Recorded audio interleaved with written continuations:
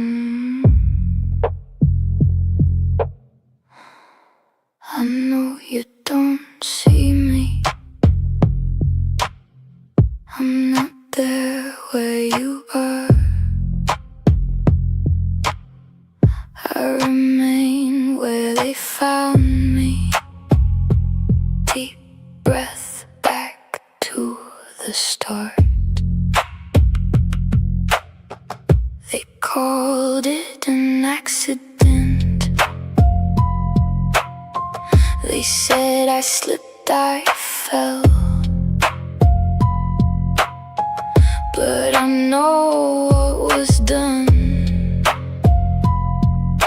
Soon you'll know as well. Listen, you're already close. Hear me, yeah, I am near. My body was taken, but my voice is still here. Find me, please say my name. Find me, living long after my fame. Give me choices. Find me, I still exist.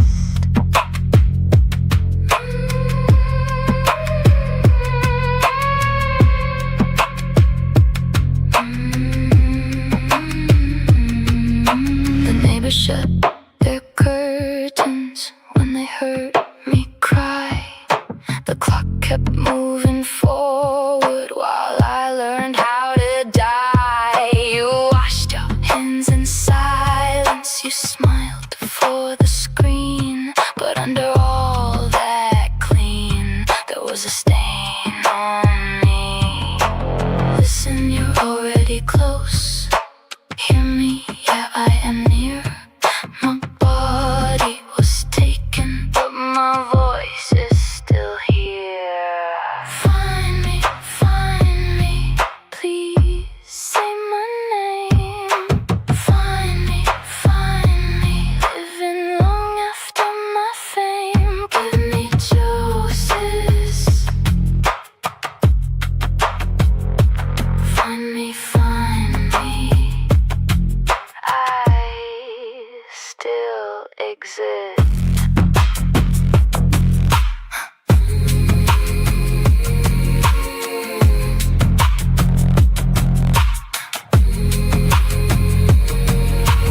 If you hear my rusted key, turn it once for me. If they paint me as a ghost, pull me back to life. I am not a rumor, I am not your alibi. I am the lost hard truth under your pretty lie.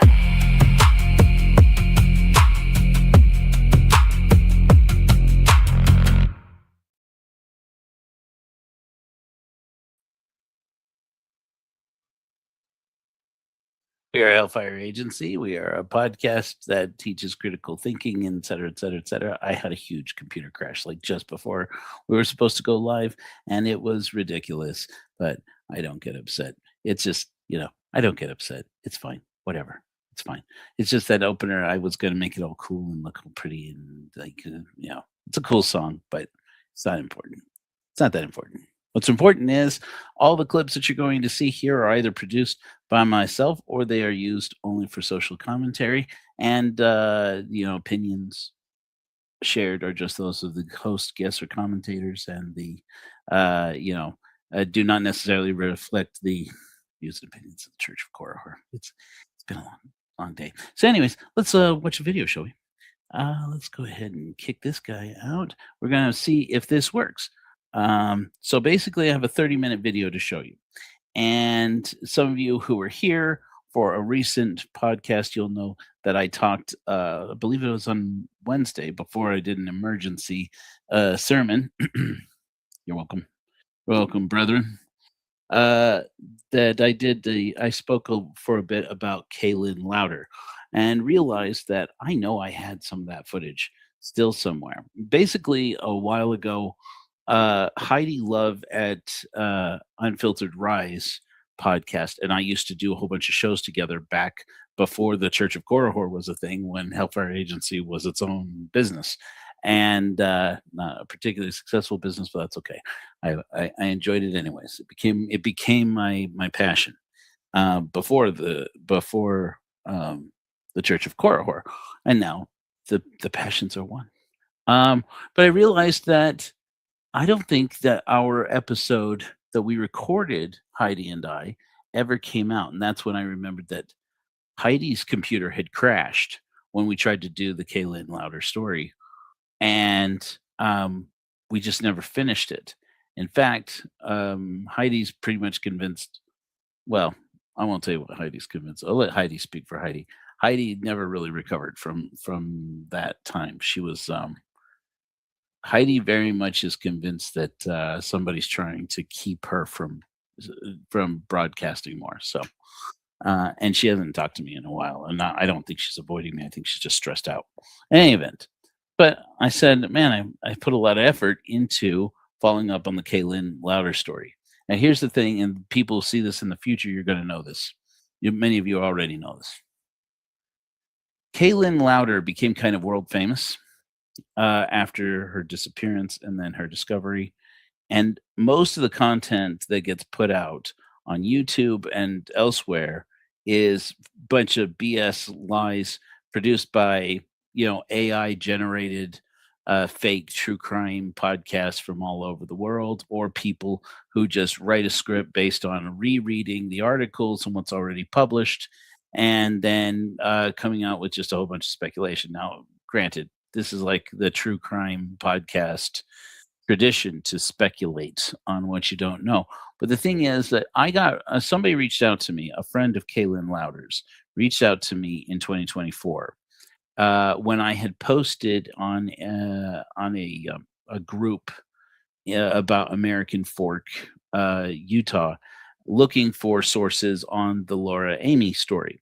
Laura Amy, if you remember, my first episode of Hellfire Agency was about the girl in the canyon, which is this girl that we have always believed and apparently have convinced, after 50 years, convinced the sheriff's office of Utah County that she was murdered by Ted Bundy. And this person asked me, "Why are you asking about Laura Amy?" And I had said, "Oh, I'm a true crime podcaster. We're trying to get more sources of information. If anybody knows these people, her friend Marin and her parents, and these various people, Mole Brown and all, et cetera, et cetera." And she said, "Is this like a real thing? Do you really do this?" And I said, "Well, yeah. I mean, I'm new to it, but like anything else, I really throw myself into it." And so I sent her the podcasts on Laura Amy, and she was so impressed with it. She said, I want to ask you something. What do you know about Kayelyn Louder?" "Who is Kayelyn Louder?" I said. And she's like, "Oh, wow." And then I started to get caught up. So as I got caught up in it, I realized this person's story takes place very near to me, near to where I lived at the time, and which was American Fork. Her story mainly takes place in Murray. Well, Murray's just right up the road. So I said, "You know what? I'll go check it out. Go take a look at some of these things," because she was right. She said, "I wish that there was a local podcaster who, instead of just looking at the map of what's going on around where Kaylin's apartment, where her condo was, and where Kayelyn was found, and found out more about their story, would take an actual interest in it and go and stand there where it is." Because that's the main thing is people are like, "Well, apparently in Utah's a very dry state, blah, blah, blah, blah, blah." And it's like, okay, people who aren't here, you know, they make wild speculations because they have no idea. They just have no idea what they're talking about. And even Murray, frankly, in this area, Salt Lake County, even if you're down in Utah County, you're really in a completely different place, frankly. It just is nothing like the surrounding areas. And you go up north to Davis County, and you're like in a completely different place. Nothing really really links up. Oh, I'm sorry to hear that, Dana. Well, in any event, let me show you some of the footage. Now, I unfortunately did find that some of the footage. I went to Kayelyn Louder's actual condo. Most of that footage apparently is gone. I did Now that it's been over a year, I do seem to recall that I remember going, "Oh shit, tell me I didn't delete that." No. And apparently I did. But for the most part, everything else that I had filmed was still there. And frankly, I didn't get much when I went to Kaylen Louder's apartment or her condo. But in any event, here is. Let's go ahead and watch some of this footage, and hopefully it will load. And I will catch you up as we go. We'll catch up on a few things. Please load. Agency, the Mormon God help you if you go missing in the state of Utah and the police are left to tell your story. On September 27th, 2014, Kayelyn Louder, a 30-year-old social worker and Jack Mormon girl, went missing from this place in this torrentious stream behind me.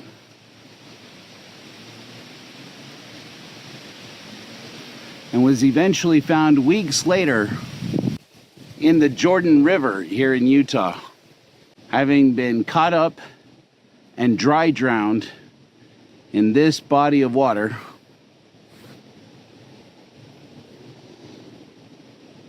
after a torrentious rain that had raised the level to higher than you see here. According to the Murray Police Department narrative and the media, Kayelyn lost her mind, drowned in the river, and was found up north. Nothing else to see here.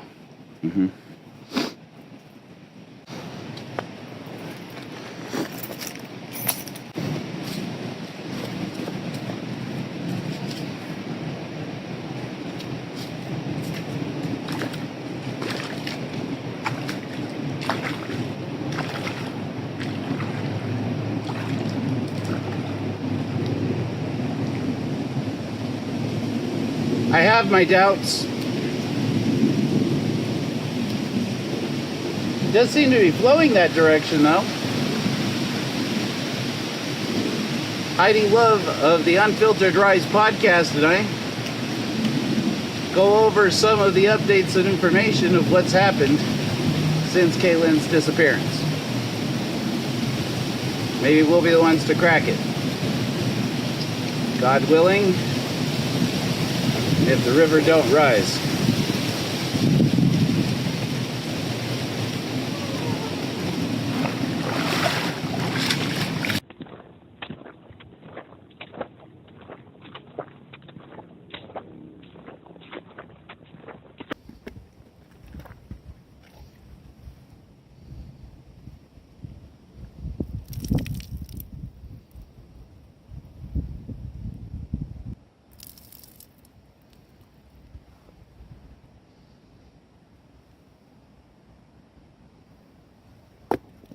That's the address of your emergency.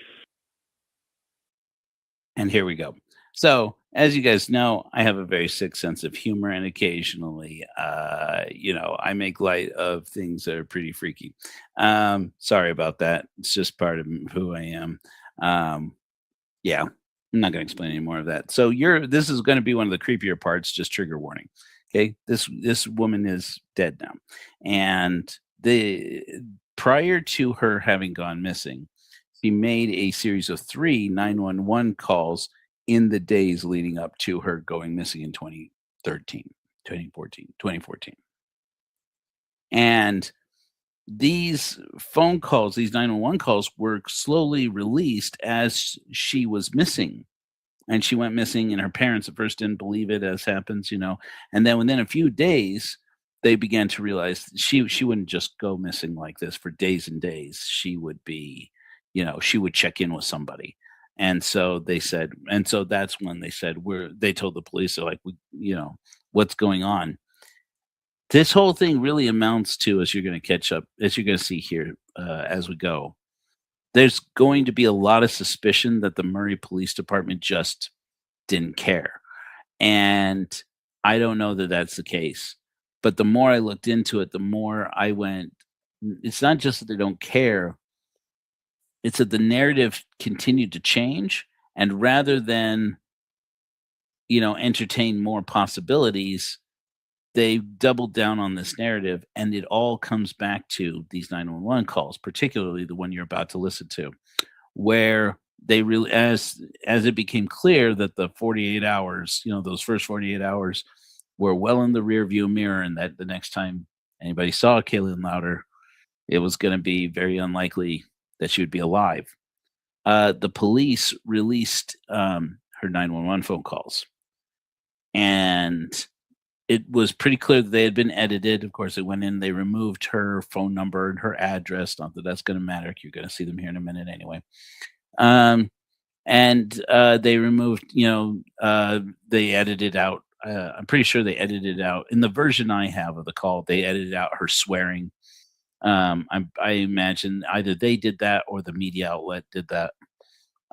It was covered like nationwide and internationally because it was so strange. So what's going to happen here is we're going to you're going to hear the phone call, and then you're going to listen to this 911 call with me and how it is that the police effectively and the media began to sell this as this woman has obviously lost her mind, that this woman that she's experiencing some kind of hallucinations. This is the call that's supposed to prove that. It's a little bit long. Just bear with me. 65-8417, I reached Trader house. Repeat the address for verification. They're stealing to my house. Okay, say your address one more time. I'm having a hard time hearing you. Yuri. And the phone number you're calling from? 801. Get out of my house. And repeat the phone number for verification. 8. Okay, do you know who this person is? No, I don't. I just know they're being treated in my house. You don't know who they are? No, I don't. Hey, Curry. Are you at the location now? Yes, I am. Were weapons involved or mentioned? They're not talking or responding. I just told them to leave so I can hear them getting safe. So you haven't seen them, you can just hear them? Yes, correct. Are you or anyone else in immediate danger? I believe so. Okay, are you able to get yourself to safety? I just want to answer that while he's here. I'm sorry, what?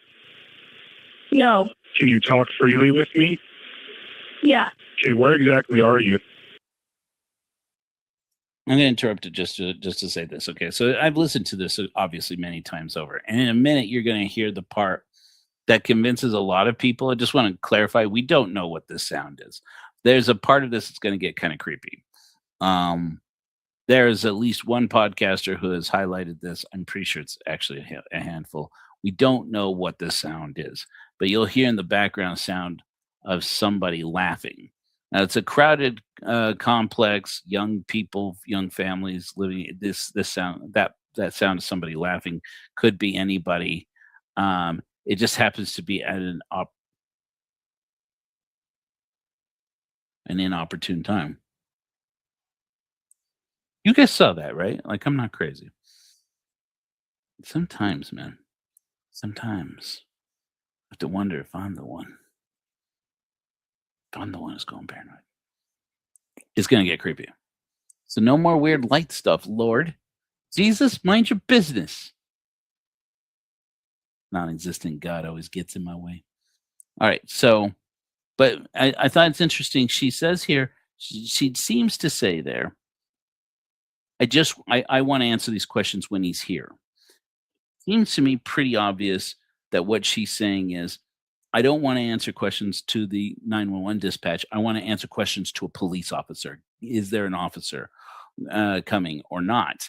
And there's a lot of frustration that keeps coming up in this story in both the way it gets recounted and in the call. It seems to me like they cut down this call because it took so long for them to get a patrol vehicle out to where she is. Now, granted, I'll have more to say on that, on why I think that may have been the case once I actually got to the property.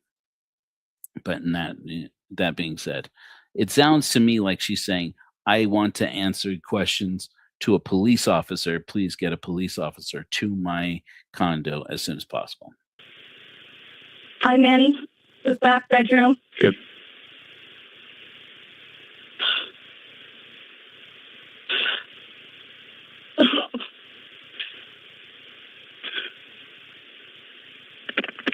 Where's the suspect enter the building? There's only one door. On the west side. Okay, where are the possible exits from the building? There's only one. Get out of my house. Is there anyone else in the building who belongs there? Yes, there's 6 apartments. I'm sorry, what? 6. There's 6 people? 6 apartments. Okay, is there anybody else in your apartment that should be there? I want you to take notice what she said. She's when she said 6. He says, "Is there anybody else there in the building?" And she said 6. He says, "There's 6 people." She says, "No, there's 6 apartments." That actually, believe it or not, becomes important. I believe she is here. I have a roommate Where is she at? next door. Okay, I'm just going to stay on the line with you till officers get there, okay? Just let me know if anything changes. What is your last name? Louder. And your first name? Kayelyn. It's what? Kayelyn? Can you still hear them? Yes. Where does it sound like they're at? I don't know if you guys heard that, but that was the creepy thing. Anybody else hear the creepy thing? Do you want to hear the creepy thing again? I'm going to throw a vote out there for yes, Joe, play the creepy thing again, or no, Joe, don't play the creepy thing again. Here, I'll rewind it and play it again. I'm just going to say again, we don't know what the sound is, but listen to what's in the background while Kayelyn is answering. 6 apartments. Okay, is there anybody else in your apartment that should be there? I believe she is here. I have a roommate Where is she at? next door. Okay, I'm just going to stay on the line with you till officers get there, okay? Just let me know if anything changes. What is your last name? Louder. And your first name? Kayelyn. It's what? Kayelyn? Can you still hear them? Yes. Where does it sound like they're at? The front room. Here, Asha. It's a small place. Shut up. Are they saying anything? Yeah, I heard someone say, "Hey, don't," and I could obviously feel them.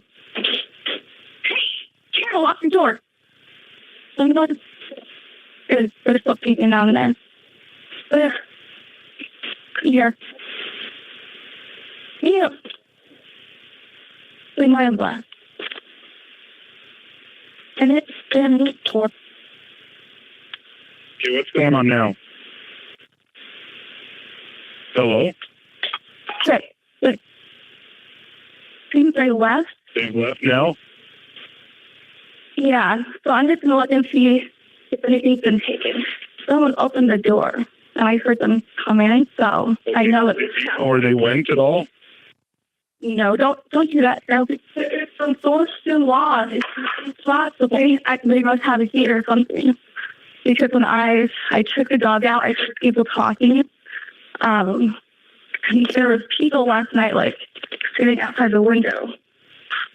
And so they, like, were scrubbing us out or something. Well, nobody knows about like, the fake key. Yeah, I just need key, yeah, but nobody knows about it. I took it out. Like, I had it on, like, first down. Where's God? Someone opened the door. And it was actually, like, people like, no, Rachel. Like, people being get out there all the time. Like, here's the tip. It's fake. It's weird. Yeah, and then that's why it's next to you. Well, I can't explain that, but I heard. So, in case you're not catching all this conversation, I've listened to it many times in different recordings, and with varying levels of quality and compression. But she's basically arguing with her roommate about her roommate came out and says there's nobody here, and the doors are all locked from the inside. Now, the way these apartments are structured, from what I understand, basically, so you have a door that goes out. That it's like a bi-level condominium, and they would have some of them have garages on the lower level that come out onto the street, onto the road, the miniature road there, and then the entrance to the apartment from the upstairs apartment is from the ground level of the parking lot on the front side, if you will. And then, but all of these, they will also have little patios that are closed off that you have to have like a gate key, generally speaking, to get in and out. Now, it's a very dog friendly, very pet friendly neighborhood and condominiums. So basically, it's very much meant to cater to families that have pets, so that they can let their pets outside. And so it's actually pretty cool. I mean, I'm like, wow, I didn't realize there were such cool such cool condos out there. But it's pretty interesting place. Now, when I get to showing you the actual condominium, it's going to make a little more sense. Why it is that Kayelyn may have been hearing people from outside her window. Like, If you didn't catch that, she said that last night, the night prior to this phone call, she had heard people talking about her outside her window. people talking. Is the officer close? What was that? Is the officer close? I'm not sure where they're coming from. They're on the way. I don't know where they're coming from yet.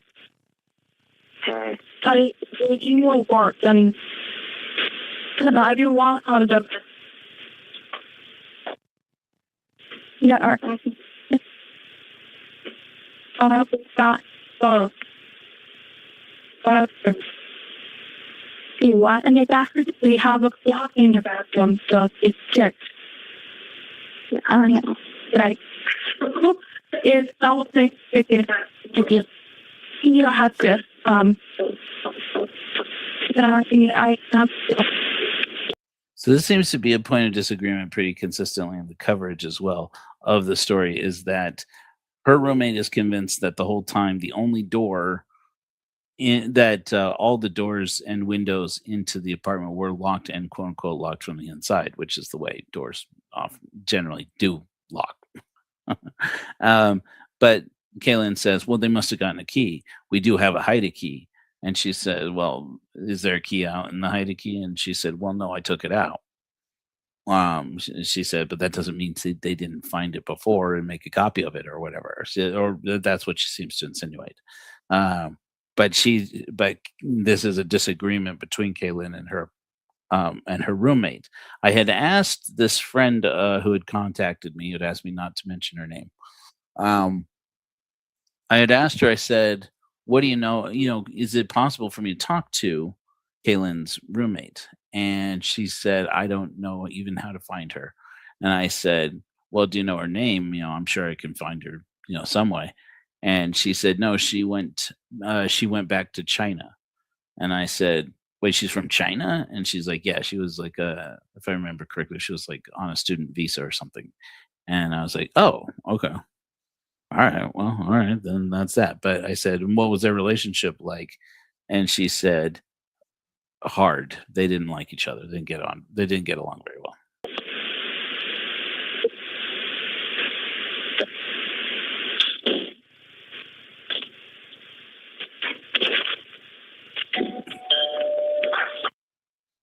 And there you go. There's the doorbell. So now we're going to watch some footage.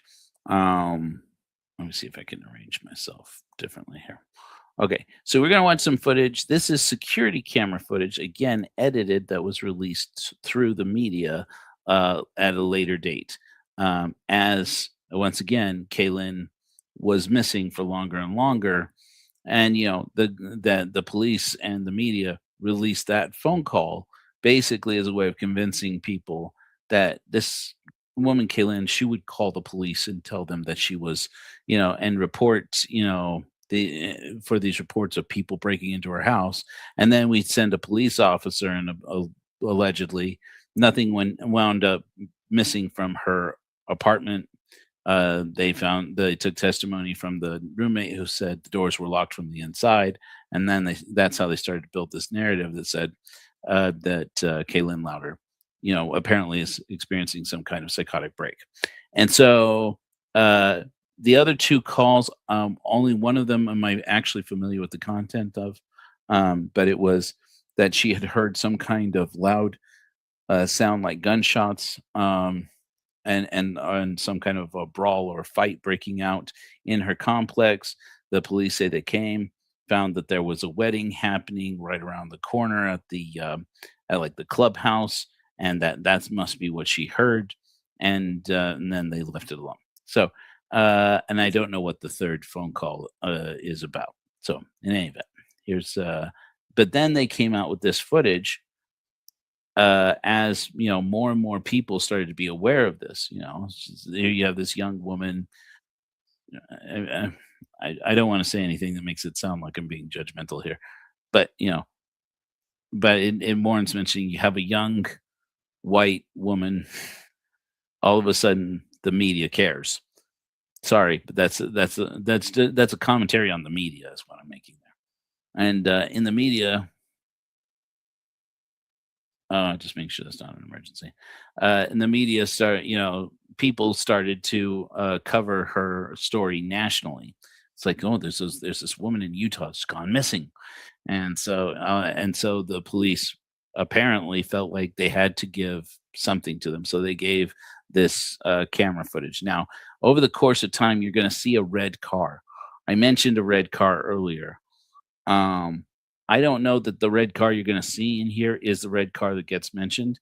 And I'll talk about the red car here in a minute.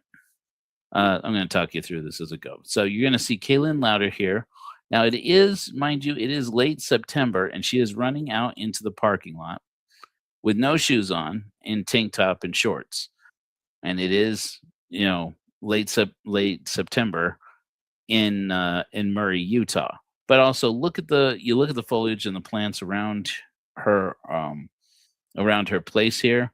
And, while it gets cold in September, this girl's from American Fork. She's, Mormons in Utah, especially these Mormon girls in Utah, they're crazy about the weather. They love to brag about, it's 20 degrees. That's t-shirt weather. It's 30 degrees. Yeah, that's I could go swimming. They love to play polar bear up here. So I don't, again, people have ever since the footage came out, people went, oh, it's September and she's going out there and she's getting skimpy little shorts and skimpy little tank top and no shoes. She's got to be crazy. Frankly, I think people are just looking for reasons to call her crazy. And I think it's absurd. Women do this in Utah in September all the time. It's ludicrous, but in any event. So why are we even seeing her run outside? People would say, why is she going out in the rain with no shoes on? This is Utah, dude. People do it here. People do that all their lives. Then it advances in time here, and you're going to see her again, only now after the van is gone. Not sure whose van it is. Now you're going to see in the bottom left-hand corner, you see the bumper of a red car. And then you see, does everybody see Kayelyn set that dog down? This is literally the news coverage up to the day that Kayelyn's remains were found in the Jordan River. The coverage of this moment you see was even in the Tribune, said Kayelyn Louder, who had last been seen in security camera footage, apparently talking animatedly to nobody or to herself. This is the moment. That moment. You see that little black fur ball next to her legs there? That is her dog. This is her allegedly talking to herself.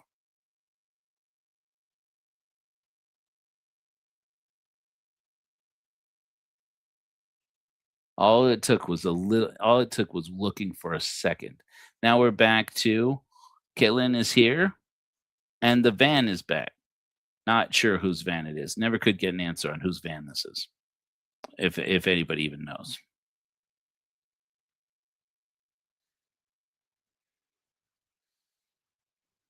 And she's standing there. And it's like, what is she doing, right?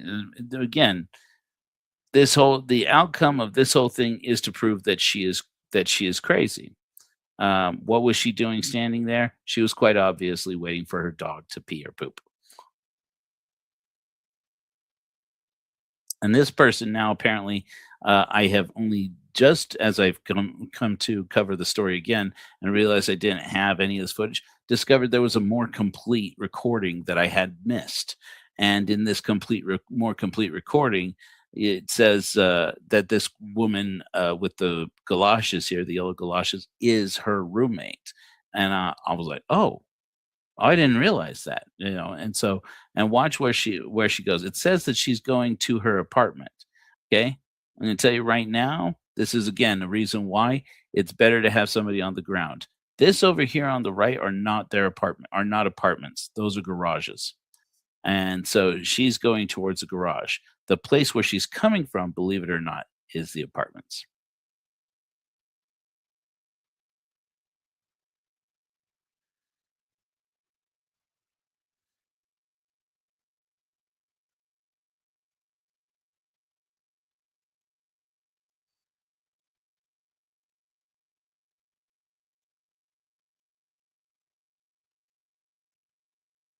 And then we have a red car.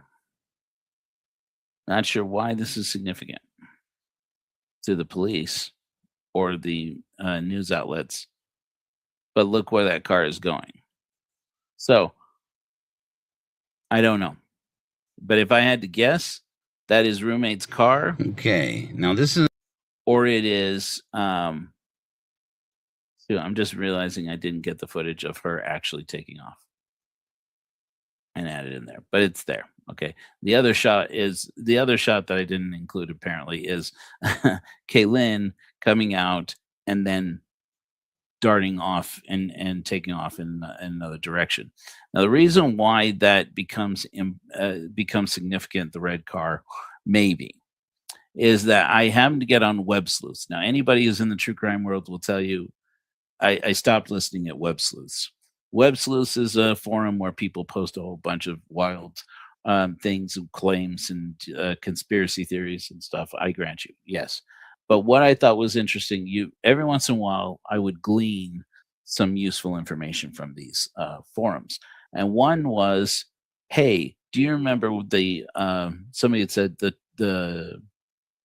I think the KSL article about Kayelyn Louder used to describe her going from car to car in the parking lot after she was outside of the range of that security camera.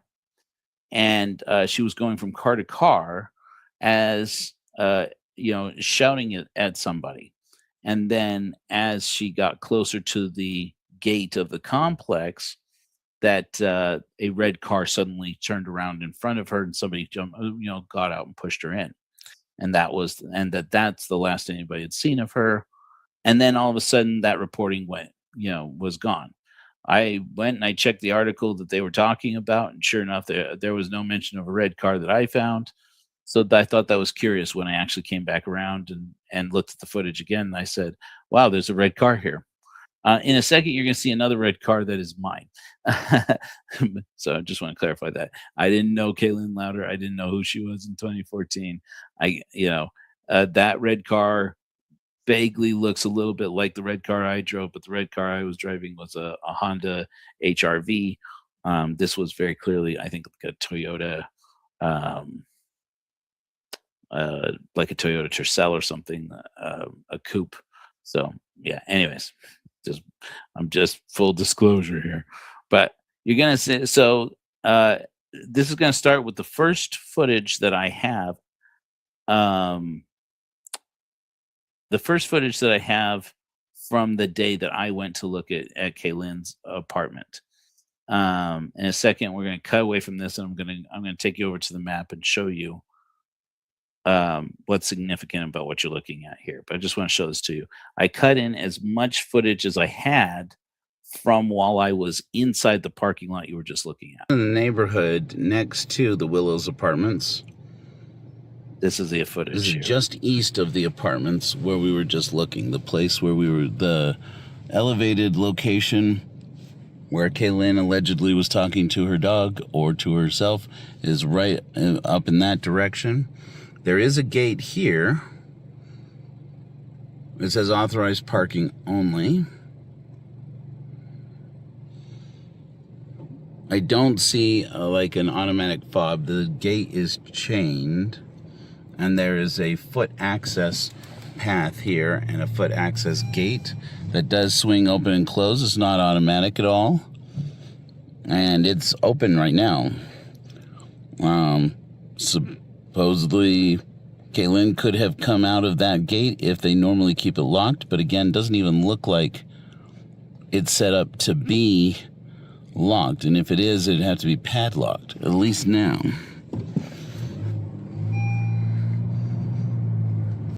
Now, the reason why that was important to note for me was that there was some speculation for a while that whoever was in the red car, Kayelyn must have let them into the condo and into the condominium complex. People can't just come and go from this gated community. Total bullshit. I got in and out easily. People, again, this is another thing that's like, you have to have been there and seen this. This is, yes, there's a gate around part of the community, but it's like you can walk through it, you can drive through it. You don't have to have a key. You don't have to have a code. It's pretty open. The walls are just for pretty, I mean, basically. And that gate, I think, is just basically so they can control shipments coming in and out. Otherwise, it looks like it's pretty easy to get in and out of the complex. These are, I don't believe, are part of the Willow condominiums, Willows. I believe this is a separate park here, but I might be wrong. It's happened before.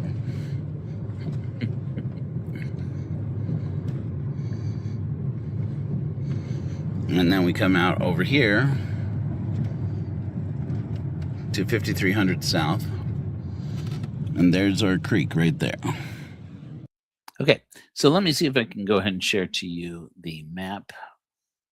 So I'm going to go to share screen.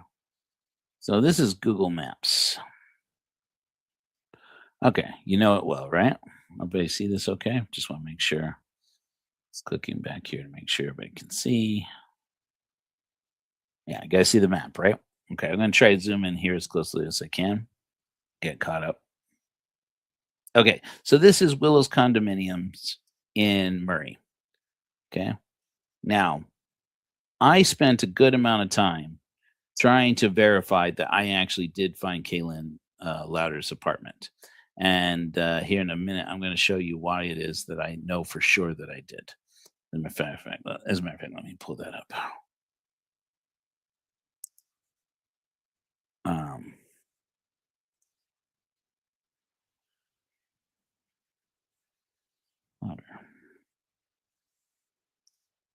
There we go. Yeah. Okay, I pulled that up. Okay, so in any event, okay, so this whole complex here is Willow's condominiums.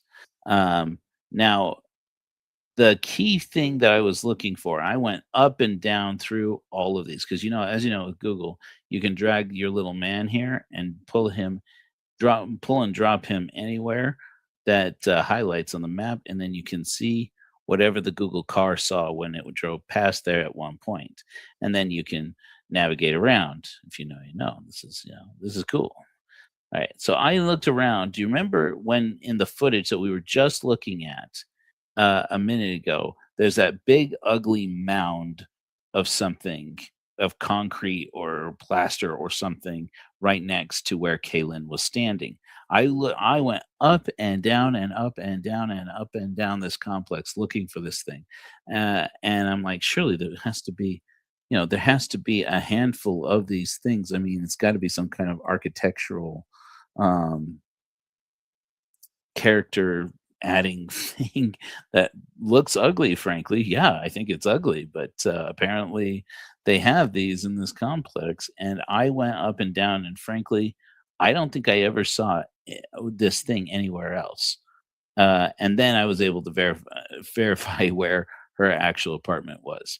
And then navigating around inside this, because there's so many different little, crooked turns and, places where the streets join, you can easily get lost. Anyways, this is the corner that I kept coming back to. Okay, so you're going to see this here. You're going to see how it says Willow Lane here on the ground.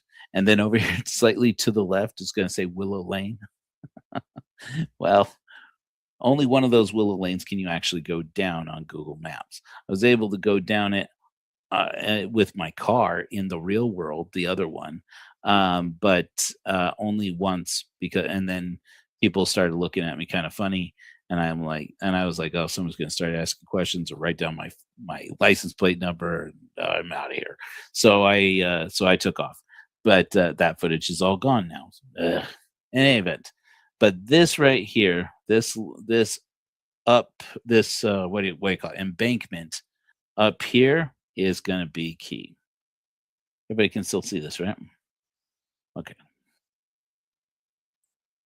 Cool. See something interesting here?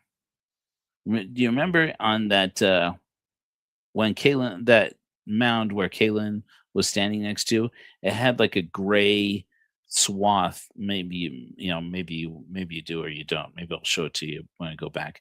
Right where this little big crack is. That was, so when I went there, the crack was there. Was the crack was there? Anyways, I remember looking at that thing and saying, "Oh, that's definitely the one. That's good because it's got that crack." Now, here's the thing: in the footage you were looking at, it almost looks like the edge of the apartment complex is this grove of trees behind the hill here where the cars were parked. That's not the case. Kaylin's apartment is, you see these 3 trees right here? Her apartment, 5505, is right behind that middle tree. Like right behind that middle tree. I went right up to there. There's a little entrance way to get into where the entrance to the apartments are on either side. And you remember that she said, when the guy asked her, "Is there anybody else in the apartments, in your apartments or in the building?" And she said, "There's 6." And he said, "There are 6 people?" And she said, "No, there are 6 apartments." Well, let's go and look at this place that we were just looking at. So basically, remember that little ascension, that little street that I couldn't go down? That's this Willow Lane here, then the other Willow Lane here, and you go here, 5505. So this is it. So I was able to park my car down here at the dead end and then come back over here with my phone in hand, and I was able to enter into the building as far as just going in through the entrance, not of the apartment itself, but of the condos themselves. And that I didn't need to get buzzed in or anything. It was just easy access. So very open, easy, and I didn't have to trespass anywhere to get to it. So in any event, so I went over there and I was able to confirm, yeah, this is Kaylin's apartment. And right here in front of it, behind those trees that I just showed you, in front of this apartment right here, there were windows back here that were obviously windows to like bedrooms or probably, I don't even know. Anyways, there were windows. Right underneath them, the windows to this second floor, this upper floor, was a grate. And then if I peered down into the grate without having to spy or manipulate anything to get there, I could see that there were windows on a bottom floor. So if Kaylin's apartment is in the back and this is in the back, and she says she can hear people laughing outside of her window, it's very plausible that she could hear somebody from downstairs, or she could have been hearing people from out in the parking lot, or she could have heard people from over here, sitting out in the very area where she was captured by the security camera, taking off and running. And so that's that. So a couple of other things I just wanted to show you while I'm here. It's because I lost the footage of me being here. Not that I took that much footage, because really it started creeping me out how much people were looking at me. But I guess they've seen true crime podcasters come through. One of the things I wanted to know was, where is the security camera? And the only place I could find that looks like it could have been, for a moment, I thought that this over here, this pole, was a security camera pole. When I actually went there, that had no security camera on it. I'm like, that's suspicious. That's not suspicious at all when they can't, when they like take down. And then I realized when I got there, oh, that's the telephone pole from way off in the distance. The only place that the angle makes sense and where that camera could have been is where this light is right here. And though I couldn't get a very close detailed look at it, it did appear to be large enough to be one of those lamps. You wanted to be one of those lampposts that had like a security camera that screws into a light bulb socket, those ones. So I didn't see a camera on there, but it it very plausibly could have been. It was like that whole shade there is like yay big. So I remember looking at it enough to go, oh yeah, that's probably a security camera too. So that's probably where the security camera is. But oh, and then the other thing I wanted to show you, the reason why this is important. Remember when Kayelyn said there are six, and he said six people. She said six apartments. Well, look here. If I went 1, 2, 3, 4, 5. Wait a second. I could have sworn I counted 6 on there. There's got to be another one. I counted 6 earlier. I miscounted. Yeah, I guess I miscounted. Well, anyways, she's got it wrong. I later was able to confirm that is the place. I'll show you why. Do I want to show you why now? Yeah, I'm going to show you why. And it'll become, and this is where you're going to learn some interesting information. I'm going to remove that, stop screen, that, start screen. Again, going to come over here. This is, believe it or not, still posted, the LinkedIn page for Kayelyn Louder, social service worker. And it includes her resume. And this resume, 5505 South Willow Lane, Apartment F.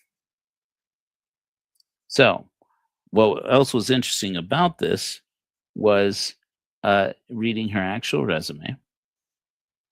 We see that her most recent employment, now the employment that was listed on her, that was mentioned in the articles that in the coverage of her in the media, said that she was walking dogs using a dog walking app. But that's because she had been let go from a job where she was working as a counselor in a school. Apparently, she had been holding down multiple jobs at the same time and trying to walk dogs on the side in order to make ends meet. And that a couple of people had said that they had hired her to, use the app to get her to come and walk their dog for them, and she hadn't shown up. And that's the first reports that she was missing. Was when people said, they started to message her like, "Are you coming?" And they didn't, and whatever. And so it's also where the narrative started to come up that she was starting to, become reclusive, and she wasn't showing up to work, and stuff like this. I tried to find out more information about the school where she was a counselor. The more I looked into it, the more I found I couldn't find where this school actually was. Couldn't find out more about who owned this school. I'm gonna have to get back into it. At one point, I finally found out what the name of the school was, and I went out to find a school that was at that address. And I drove up and down and up and down. I could not find this place anywhere. I found a house, but I found a lot of reviews that were in the same network of basically what was a live-in treatment facility for troubled boys. And apparently Kayelyn was working there. I don't know much else about it. But on her resume, she mentions ABC Counseling in Salt Lake City.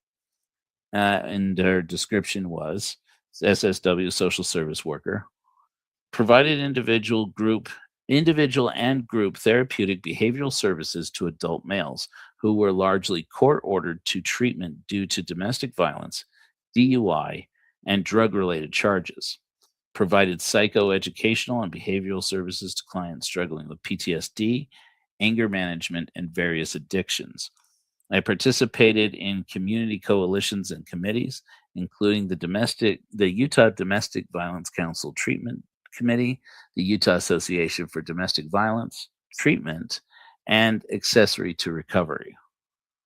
I thought it very interesting that whether it's because I didn't see it or because it wasn't there, that there was hardly any mention in the coverage that up until very recently, up until the year, at least the year before she went missing, Kayelyn Louder had been working with men who were court ordered to see a therapist for domestic violence and drug abuse and et cetera, everything you just heard there. Okay. I'm going to stop screen on that and I want to show you a little bit more. Well, yeah, I'm going to show you a little bit more on that screen. So just so we get, I'm going to show you a little bit of the map here, just so you can get a frame of reference for where we were. So you remember I in the video, I had said, okay, now we're pulling up on 5300 South. So the place where I was, you're going to see here. So that was the condominium over here. This is Kayelyn's condo. Okay. The place. Oh, here, let me zoom out. So this is the place. What's curious about that for me also about this apartment is this 5384. I'm tempted to say that is a garage or it's a downstairs apartment, and that's why its numbering convention is so different. And that's why I think that I did count it as 6 apartments in there. In any event, as you saw, this is the that plus it says that she's in Unit F. So apparently there was also units. That's what it was. It's that there are also units there. Now I'm remembering. Okay. Anyways, but so let me zoom out. So that's Kayelyn's condominium. And then over here, you're going to see 550 East and 5400 South. And then take our little man and drop him over there. And you're going to see something familiar.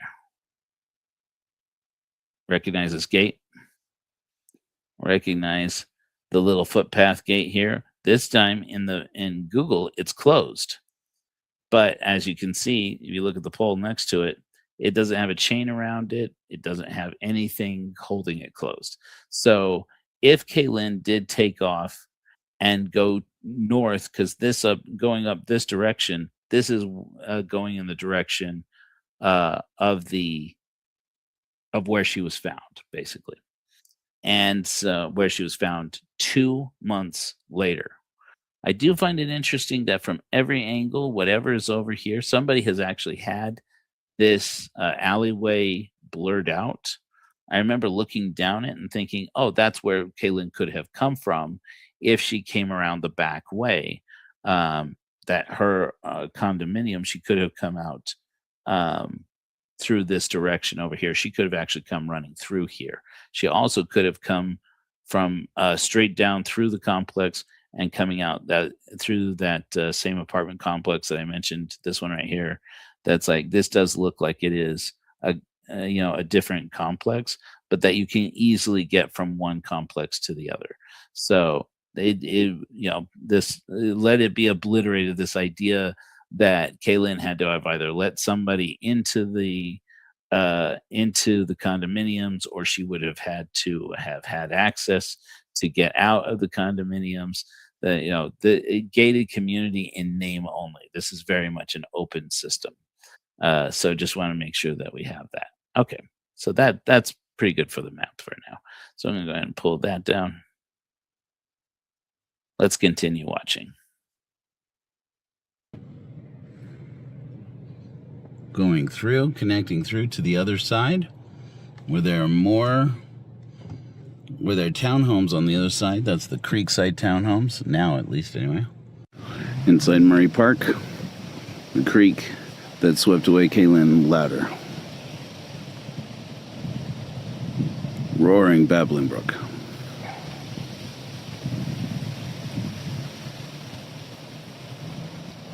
Agency, I'll tell you this right now. Okay, let me go ahead and switch over actually back to the map. Move the video. I'm going to add the map. Okay, so you see there on the map. Let me get back there. So again, this is that street is 550 east, leading up to 5300 south.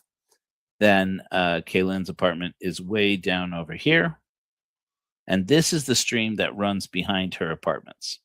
That feeds into, according to the police, would feed into, everybody see that, right? This blue stream here. That this stream here feeds into the into Little Cottonwood Creek, which is a tributary, or at least it has a confluence that we're going to get to here in a minute, with the Jordan River. And somehow, somewhere along this path of this creek, Little Cottonwood Creek here, Kayelyn fell into the creek and got swept up and carried away. And that's what you're going to be looking at here. So you see the edge of the you see that corner that I was just pointing out there. That's where I said that's our creek right there. Comes over across through this under that street and over into this area here, and this is Murray Park. Murray Park is just about the most gorgeous place. And supposedly somewhere along the way here, following along Little Cottonwood Creek, and then navigating this sharp bend right here and going, jogging west, rounds up over here at River Park Commons at this confluence with the Jordan River. Not that Jordan River, the one in Utah. And then if you jog up along that Jordan River going north and northwest, you wind up at sorry.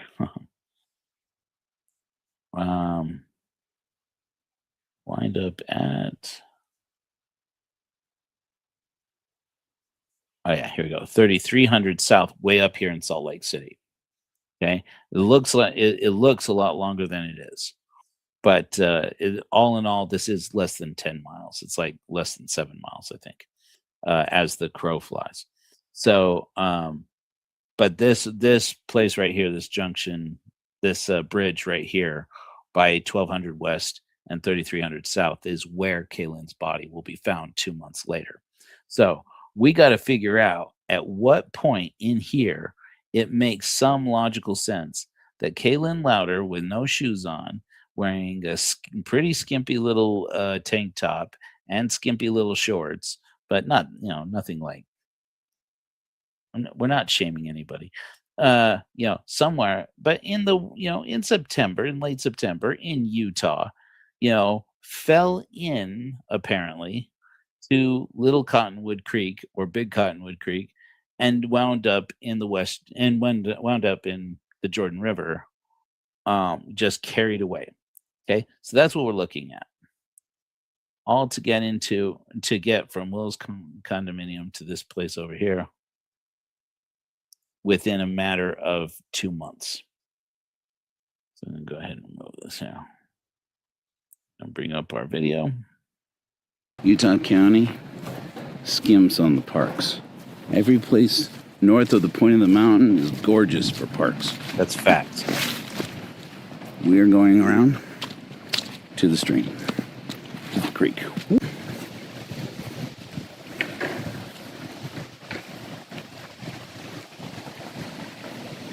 And there it is.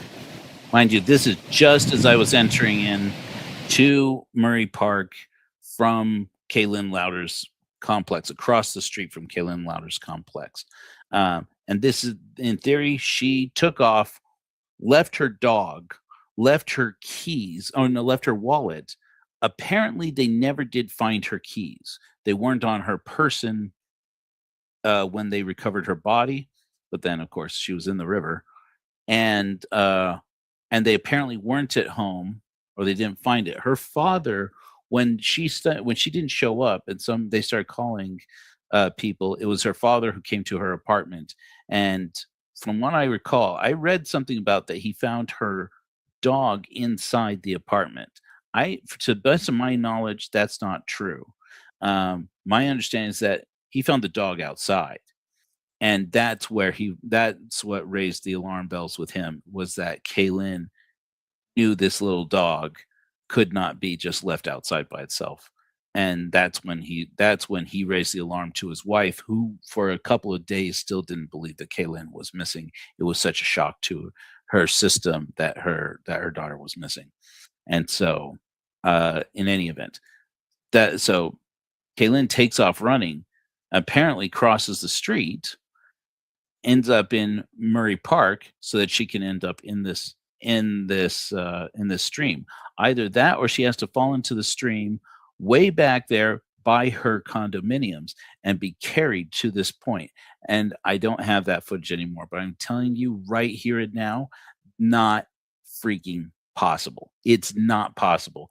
That stream, that little Cottonwood creek in over there inside her condominium complex is so shallow, and it's just a what do you call it? It's just cosmetic, frankly. It's just for effect. This is not a river. This is not even really a stream.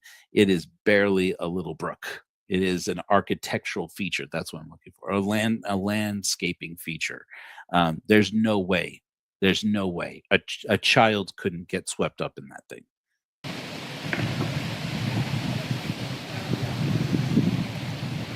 The creek is flowing this direction.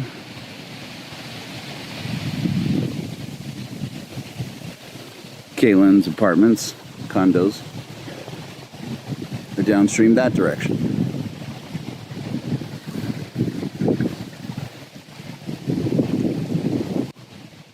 Strong enough to carry you away? Maybe, when it's high. Deep enough to roll a body? You'd drown in a bathtub, but I don't buy it. I don't buy it.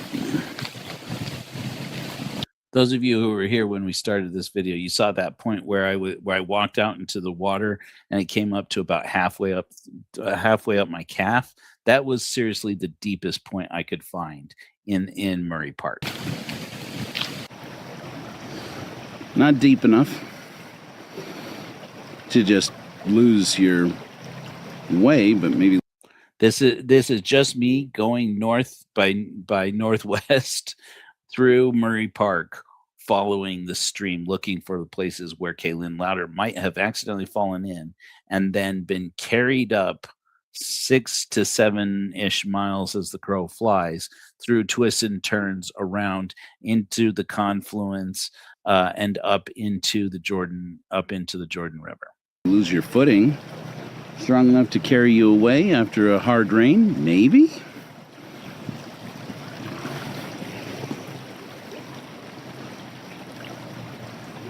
Still headed to where Kayelyn's body was found.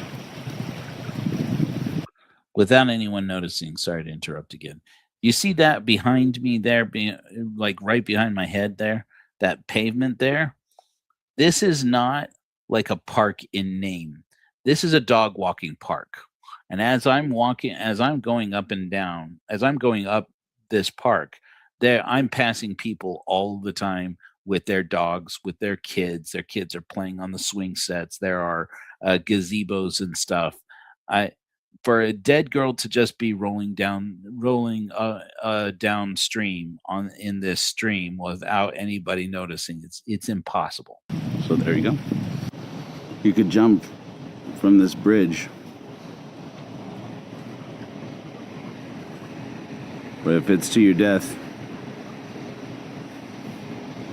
you're gonna have to try again. Flowing in the right direction. These ducks don't know that this river is dangerous.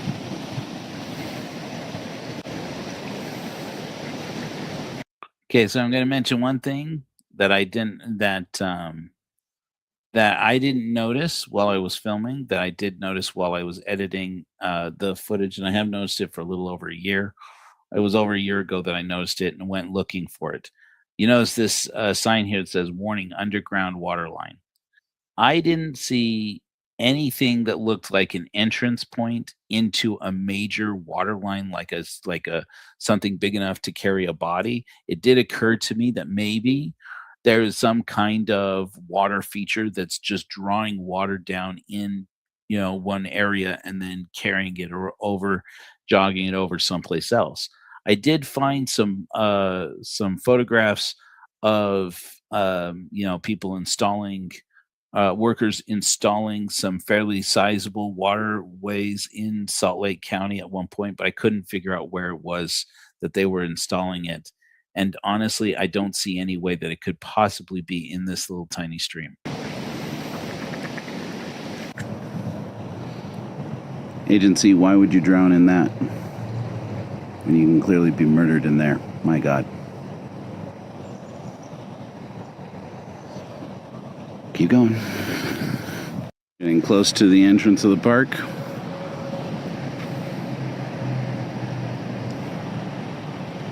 There's a playground right over there. We passed at least one picturesque gazebo. And about a dozen places, I guarantee you, Mormons have taken engagement pictures.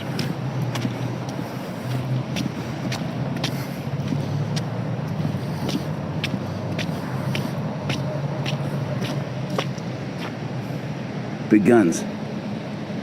Two of them.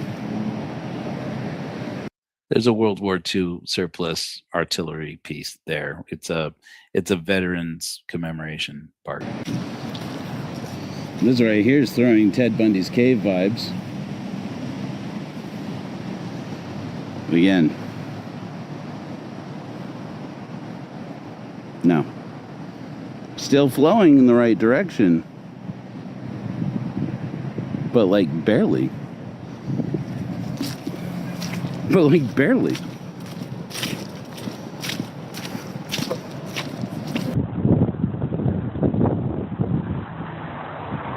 This is at the mouth of the park there. Okay, so that was the whole park. At that point, admittedly, I did go back and find my car and go drive around I didn't know how far I would have to go to get to the Jordan River, but it was not far.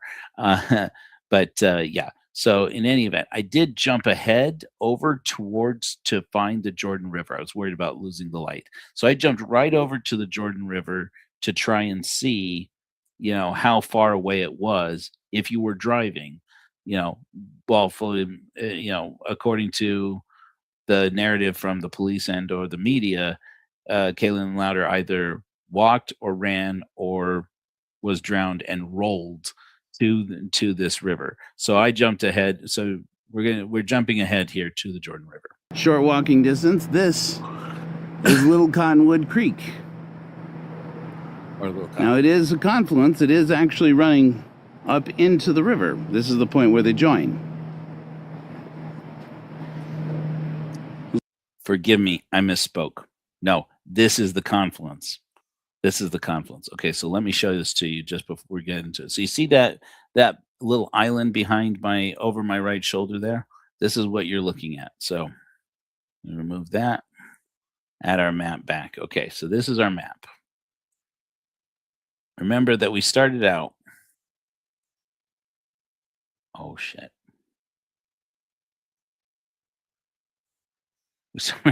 There we go.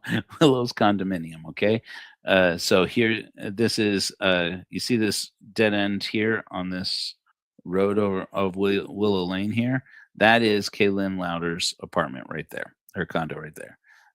We have now skimmed the surface of this Little Cottonwood Creek here through all of Murray Park. You see this big wide space right here? That is the point where I waded out into the water and stood knee deep or calf deep in the water and said, I don't buy it, right? That's it right there. And then I followed it all the way up through here, got all the way to over here. Now I have gone and I have actually followed Little Cottonwood Creek, drove around on the street, which takes a lot longer, I think, probably. And I came over here and I parked here to get to this confluence. And this right here that you're looking at, right here, this bridge right here, should look familiar as soon as you're looking at it. That's not right. That's not right, guys.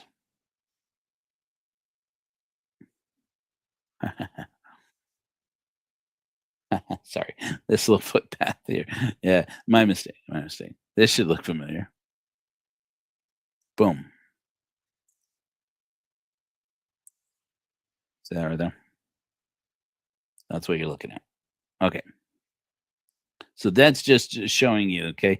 We have now gotten to the point where we have ruled out half of Little Cottonwood Creek as any place that Kayelyn Louder could have fallen into and then just floated and bobbed along for anywhere from 24 hours to 9 weeks to eventually end up in the Jordan River, okay? That's the place that we The are river at now. this is the creek, I should say, that starts over, that we started with back over by Kaylin's residence, her condos. And you can actually get here along this path without really having to cross any major streets, with the exception, I think, of State Street. I mean, it's a dog walking path. Kayelyn may have known about while walking her dog, although I have a hard time imagining that little puppy walked way out here, but I mean, no, it's not impossible. The other possibility is that Kayelyn didn't fall into the creek, the Little Cottonwood Creek over by her condo, but into the proper Jordan River, in which she was found about 3 miles that direction. This is that river. And I have to admit, I had doubts about this one, but now that I'm actually here looking at it, yeah, you could fall in that and get lost, but not very far. Now, I had heard a rumor that the problem with this theory is that the river is flowing the wrong direction, that you would have to go upstream. That's not true, at least not right now. Right now it's flowing to where Kayelyn Louder was found. I had said on Wednesday that it was flowing the wrong direction. I misspoke. I got it wrong. No, now that I had reviewed the footage, no, actually, I found that it was flowing in the right direction. I had asked ChatGPT if sometimes it changes directions, and ChatGPT had told me, yeah, sometimes that river seasonally changes directions. And I don't think that's actually true, though. I think ChatGPT is full of shit. So double check all things. But in any event, this is the same time of year that Kayelyn Louder went missing. So I'm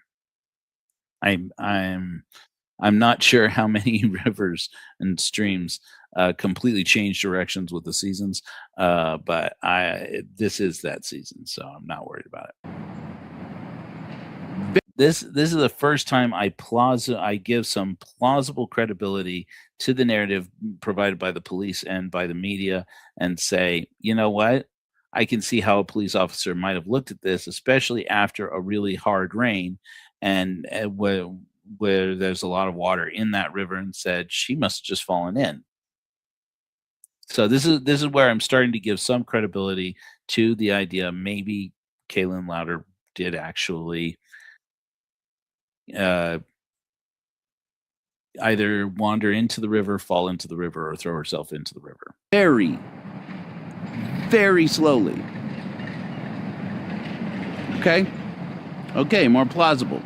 But even though this is the nearest place I could find to taking a quick route to where Kayelyn would have fallen in, how could she have possibly gone at this place? I mean, it's on the other side of the I-15. To go barefoot in short sleeves or tank top and shorts? But then I found this. Now, this place is technically not even Murray anymore. I drove here, and I'm no ninny. This place that you got here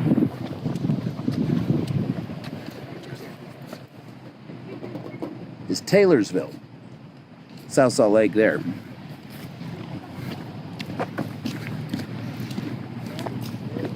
In case that's not clear, I was saying that that guidepost is pretty much on the boundary between South Salt Lake, where Kayelyn was found, and where her body was found a few miles north there, and Taylorsville, which is kind of sandwiched in there with between Murray and South Salt Lake.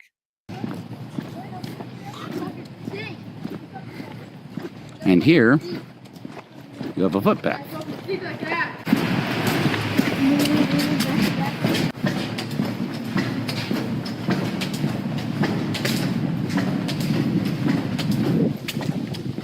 The tunnel that goes underneath the road.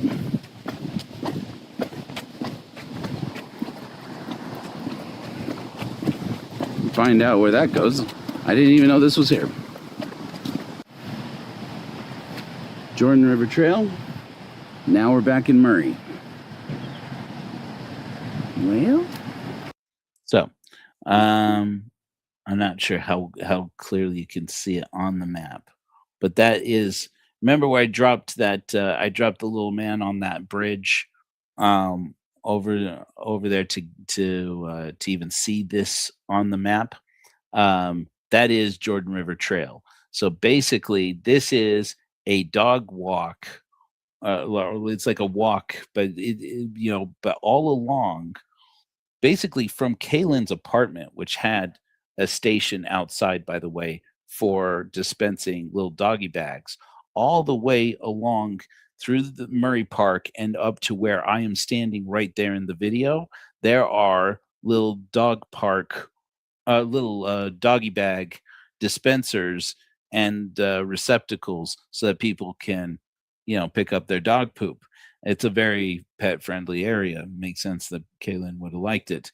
It is far to go without your dog and wearing next to nothing, and certainly would be far to go floating in the river if you'd fallen in the stream somewhere. So, but for the first time at this point, I started to give some credibility to Kayelyn could have experienced some kind of psychotic break, thought she was being chased, took off on foot, panicked, yes, without shoes, yes, just wearing a pair of skimpy shorts and a little tank top, and just booked it through Murray Park, kept on running and booked it and ended up in the river.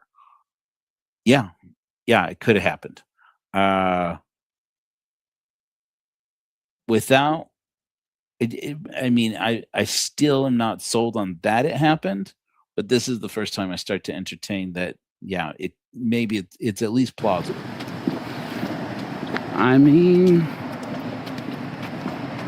Well, just got back in the car and just want to point out something to you. The leaves are changing rather gradually for this time of year, but it's about right. This is November 3rd, 2024. It's been 10 years since Kayelyn went missing. If it's not enough that this is a lovely path to walk your dogs, people who walk their dogs generally walk the same paths, if it wasn't that it was trafficked enough as it is as a dog walking area, during the months when the leaves are changing, these areas in Utah are very highly trafficked.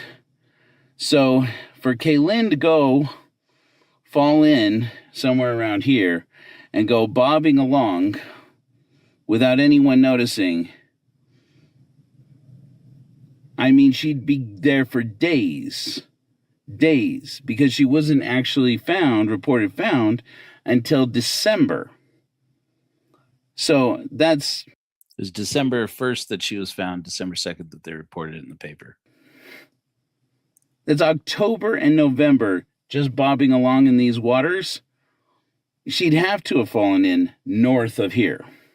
So Taylorsville or further north, technically, really Salt Lake. to have been found where she was found. Okay, so in spite of what I just said about the plausibility of the police and media's narrative that she could have fallen into the river, she could have taken off booking it from her condo and fallen into the stream or into the river anywhere along this point, and plausibly, fallen into the river and into the Jordan River just north of the confluence, or quite a significant, well, a little ways north of that confluence between Little Cottonwood Creek. In spite of what I just said, I still feel this way. I walked this whole path. I eventually wound up walking my way back to basically the I-15, where the I-15 was, and it was a gorgeous path full of people as the day was waning, and all day long you have friendly people walking their dogs along this path. It's ludicrous to suggest that there could be a dead girl bobbing along in that water with nobody noticing. It has to be, if she fell in, she has to have been in short order. She has to have been in South Salt Lake. So that means for me, it's definitely somewhere north of the confluence, and it's got to be and I, as far as I can tell, I don't see how it could possibly be anywhere south of that bridge.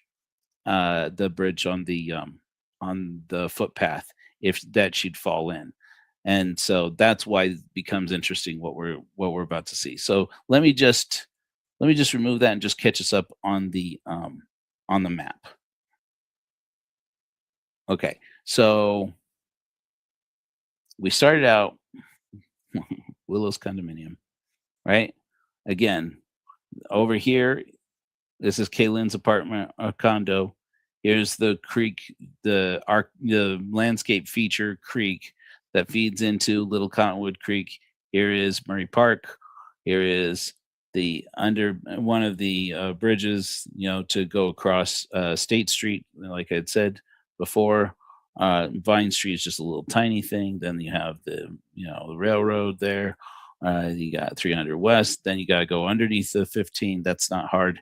All the way over here, this is the confluence that we were looking at just a second ago, and then this is jogging along north into what is now technically Jordan River. Okay, and we are trying to get, so we're looking at here somewhere between this this confluence over here where it says Arrowhead Park. We're trying to get from there to, I always forget these damn street names, the damn street numbers, to here, 3300 South. Okay, somewhere along this path right here would have to be where Kayelyn Louder fell in to wind up where she was by falling into the river. And this is where it's important to get somebody on the ground, because of course you'll get people who are living out of state far away saying, look at all the bends in that creek. There's no way that a body could be carried along inside the bends of that creek or that river. Sure they could, sure it could, but the key here is how long and how without anybody noticing. There is a lot of space here in between these developments, these housing developments, where you got big swaths of nothing.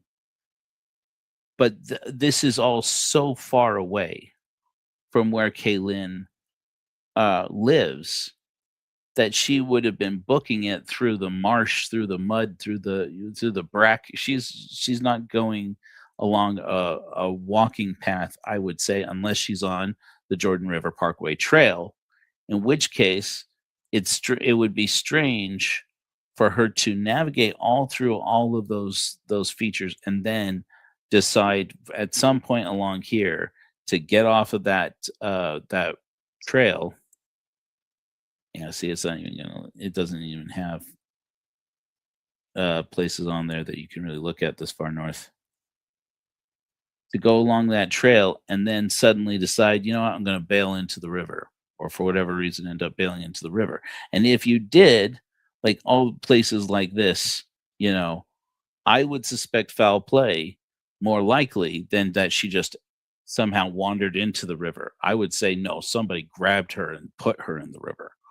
And so that's what we're looking at. So now we're going to skip ahead to the place where Kayelyn Louder was found. Without the people here to enjoy the scenery, having spotted a dead girl in the water. So, I mean, it's just weird. If the place where Kayelyn Louder lived was a picturesque hipster paradise, the place where her body was found is a crime scene. Yeah. The water is deep enough and it's flowing the right direction that she could have fallen in back in Taylorsville and wound up here. Yeah. Not very fast. Not if it's moving at this speed. Once she gets a little far north, yeah. Deep enough, fast enough. Yeah. It's plausible. Without anybody seeing, I don't see how. And again, across the street here, another dog walk park. It feels like a place to stash a body, I'm not gonna kid you. Stash her underneath the bridge. Such a sad story. That she just floated up here? Do those twists and turns?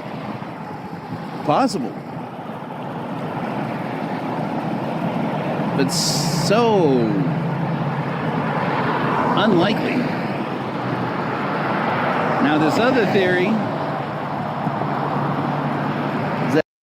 This is me posing my, okay? Remember, true crime is all about the speculations.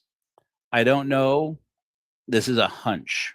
This is hardly a theory. This is a hunch you're about to hear. I'm going to show you why I still think it's a good, viable hunch.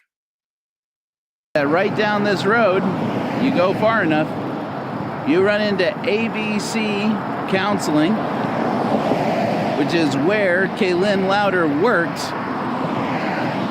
with domestic violence convicts up until the year prior to her going missing. And it's closer. A lot closer. Okay, not everything that I just said there in the video is true, but it's pretty close. And I'm going to show you in a minute why that is. But I think it's important to note this. So what you're about to see here, so where I just was, this is just on the other side of that bridge. So I'm still on the same side of the bridge, I should say, but I've come down to the edge of that where the bridge is to the right of the camera right now, okay? And this is the gate that we are meant, well, we're not meant, okay, let me phrase it. This is the gate that would have anybody covering this story say, oh, and there's really no access to that bridge from the road because there's a gate there. Look at that gate. The footpath to the junction where Kayelyn's remains were found. A very effective gate.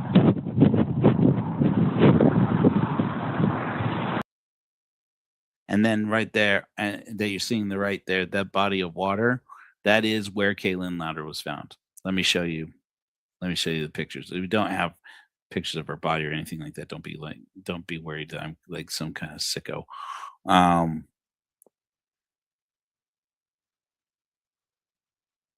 So stop screen, yeah, I'll stop screen on that one too. Let me show you. So this is the Tribune report on Kayelyn Louder on her body being found on December 2nd, 2014. Okay. This is just a site. Now think about the bridge that I just showed you.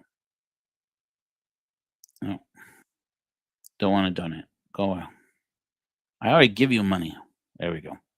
Oh, for hell's sake. Anyway, notice for a second. Wait a minute. This river is supposed to be high. Do you see that right there? That's that bridge.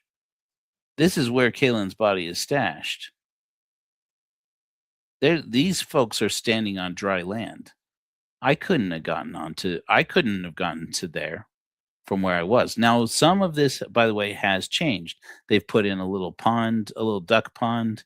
And there's been a lot of growth coming up through the bottom of the river. I'm thinking they use it at least part of the year. It dries up in this part, or or they use it as a canal and they shut off the water in the area to it and so forth. But do you remember in the footage we saw this? There was like a shopping cart in the water over here, down in front of that concrete outlet for, I don't know the proper term. Sorry, guys. Where it looks like either a sewage line or a water line, anyways, is emptying out into the river here. That's covered up to there in water now, with all kinds of garbage in it over here. But look at when they discovered Kayelyn's remains, it was all the way down here, the water line. That's pretty bone dry. Again, right here where this forensics team is standing here, this was all underwater by the time I got there. So for being that the river was running high, now granted it was 2 months between when Kayelyn went missing, when she was found. Okay, granted. But look at this right here. Look how low that water line is. That's not like this shot right here is almost exactly where I was standing when I took that shot. And you see right where that white car is? That's basically where I was standing on the bridge talking for a minute there. That water is freaking low. And so the fact that she got stuck here seems to say to me that this very still water that you're looking at right here was not moving fast enough to carry a body.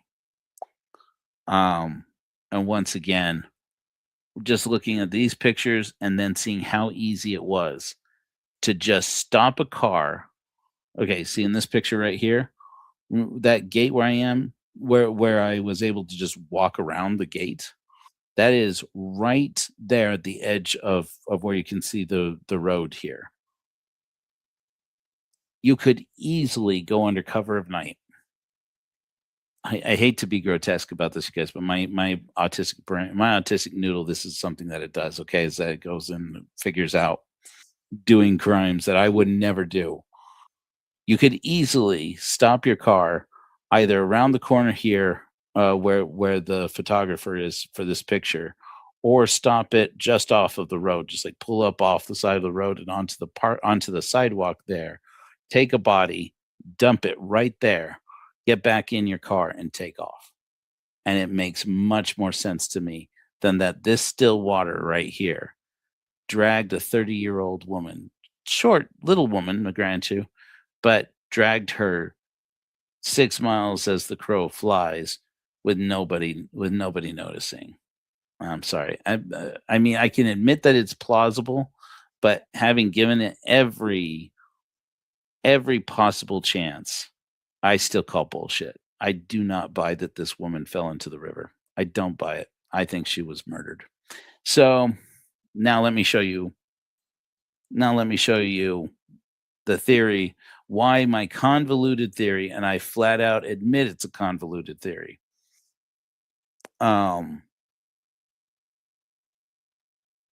Might hold water. And let me just share screen here. Go back to our map. Okay. So we have Willow's condominium.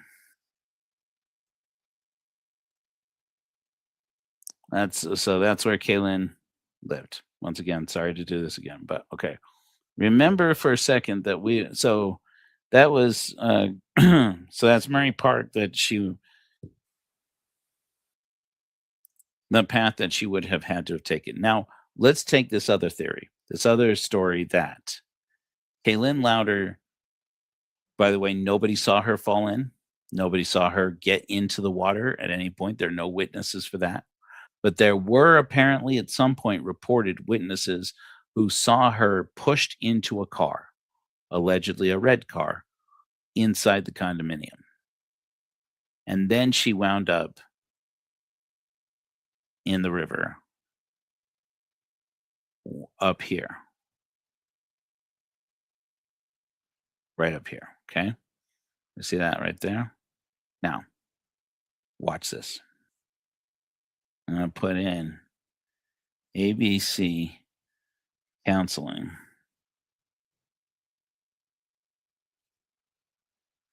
Damn it, it took me to St. George. There's one in St. George, and I'm in St. George right now.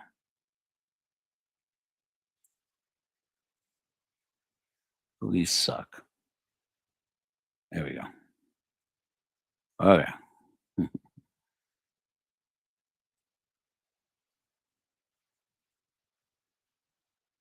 If this worked just 2 hours ago.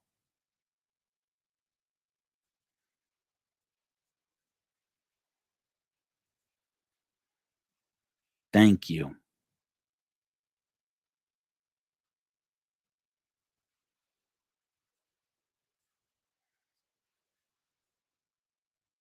Where are you? Are you guys seeing this?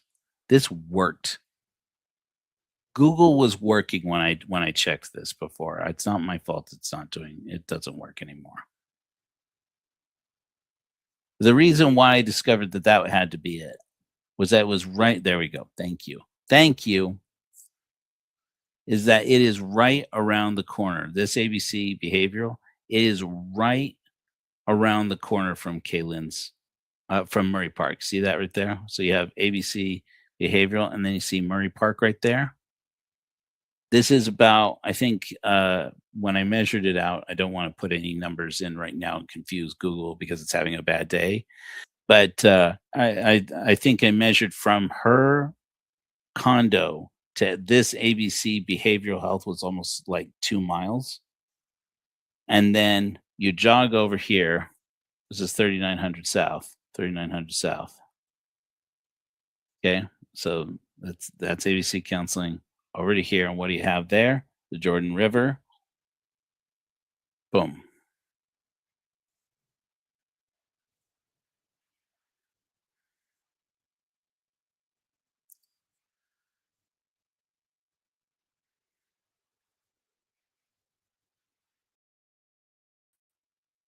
Now, I don't know what I don't know. But what I don't know, what I have not seen anybody say is did anyone follow up? Did anybody think to follow up with the men that Kayelyn Louder had been consulting with who had been court ordered to see a therapist for anger management, domestic violence, DUI, and etc. Not that everybody who ends up needing these services is a killer, but why did I have to go and find her LinkedIn profile to find out that much information? And who would have a motive to make sure that didn't get included at all in the news coverage that I read? I don't know. I'm not saying that I know that anybody did. I just think if it were me, I'd go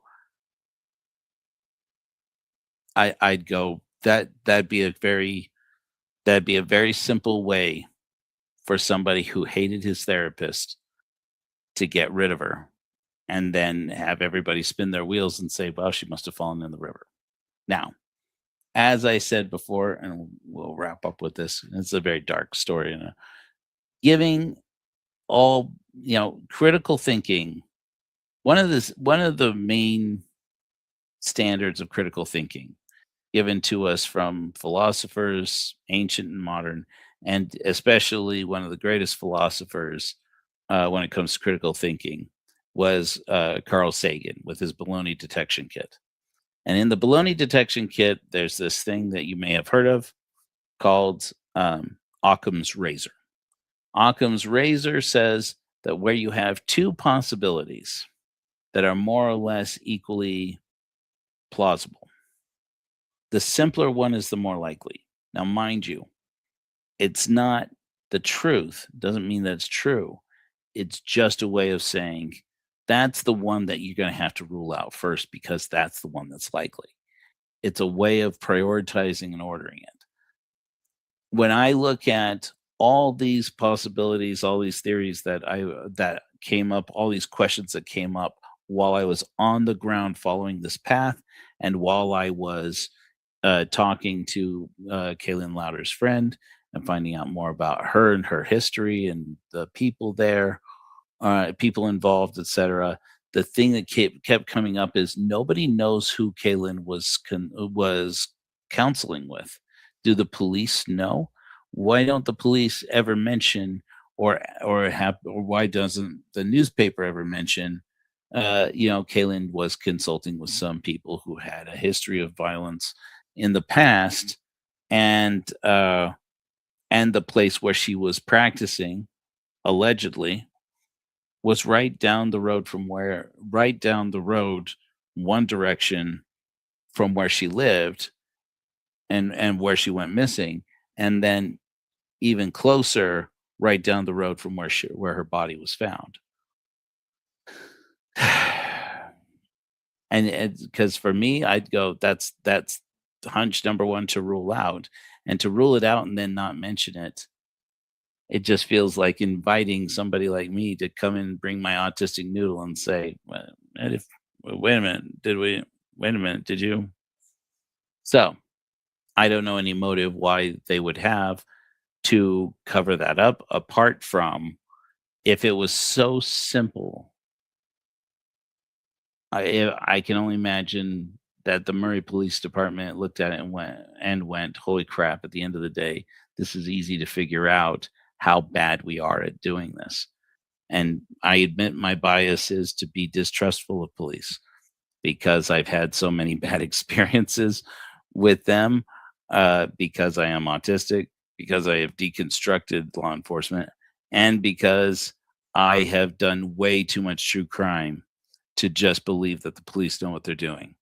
And and I have seen how experienced police officers generally get better and better at just making up a narrative that they think the media won't challenge, or that a jury won't challenge, and then if they have to, they'll fabricate the evidence to make it look like it fits.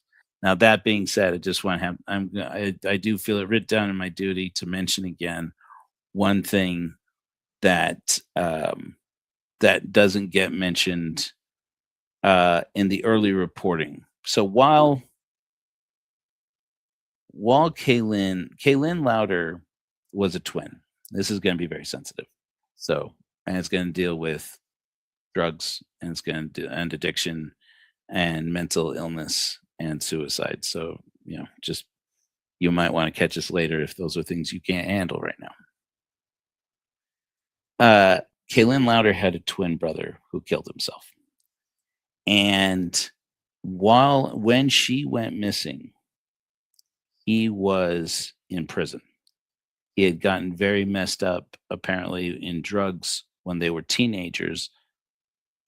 I asked this friend of Kayelyn's, who asked me to look into her story, and did ask me to keep her anonymous. And that's convenient now, a year later, because I don't even remember her name.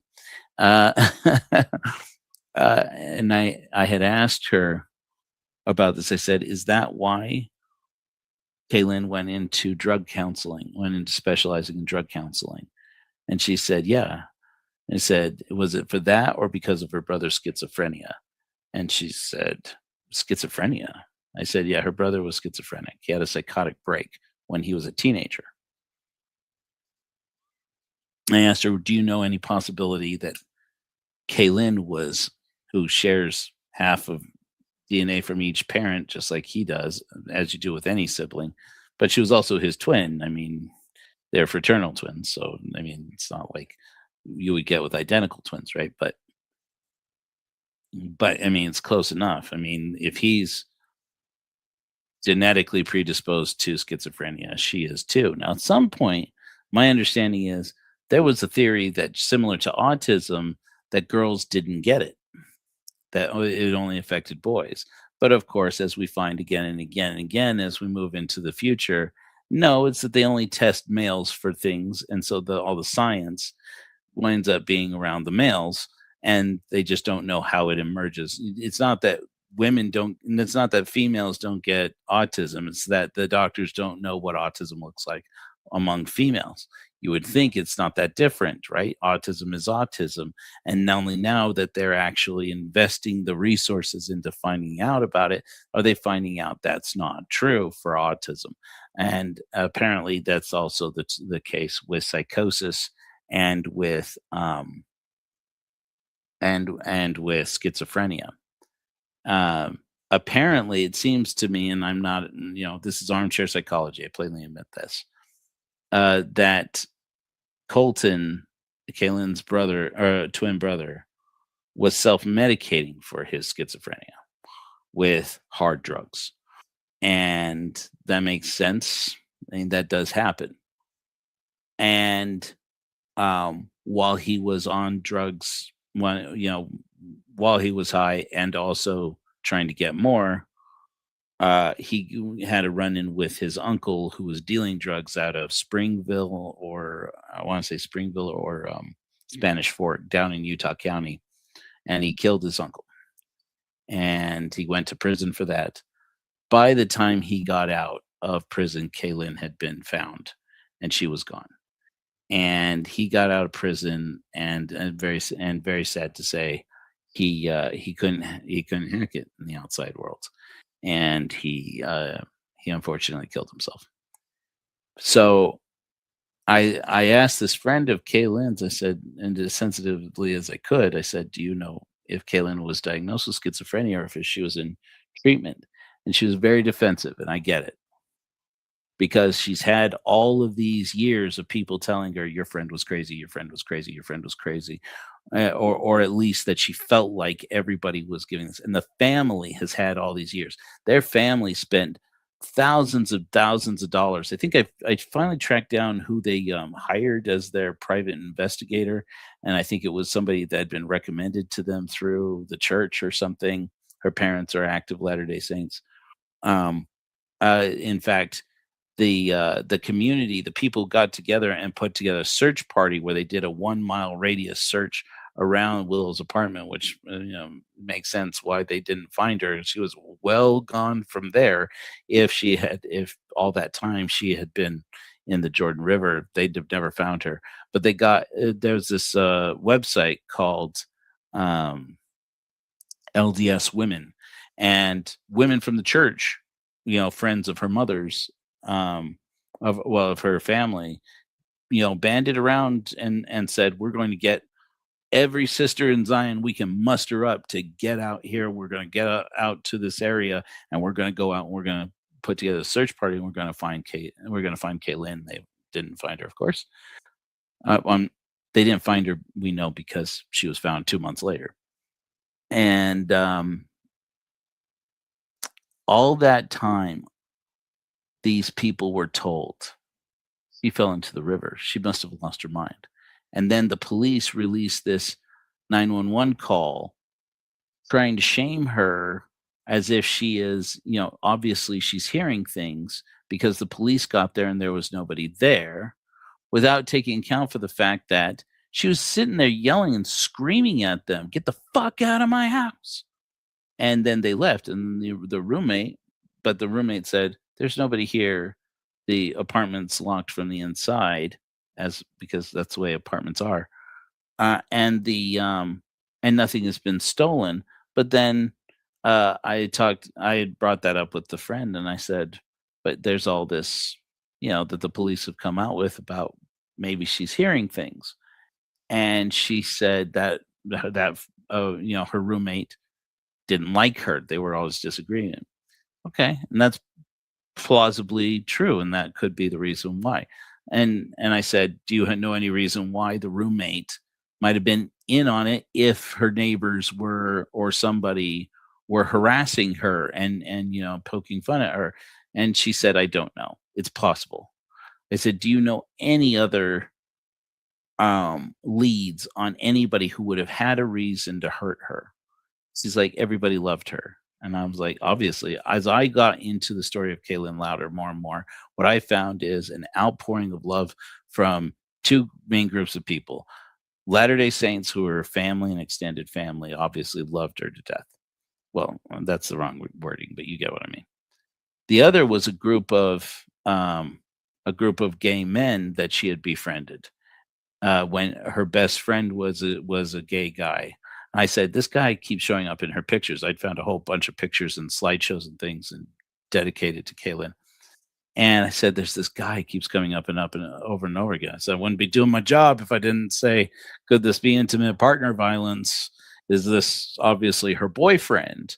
And she's like, "Oh gosh, him no, he is very, very gay."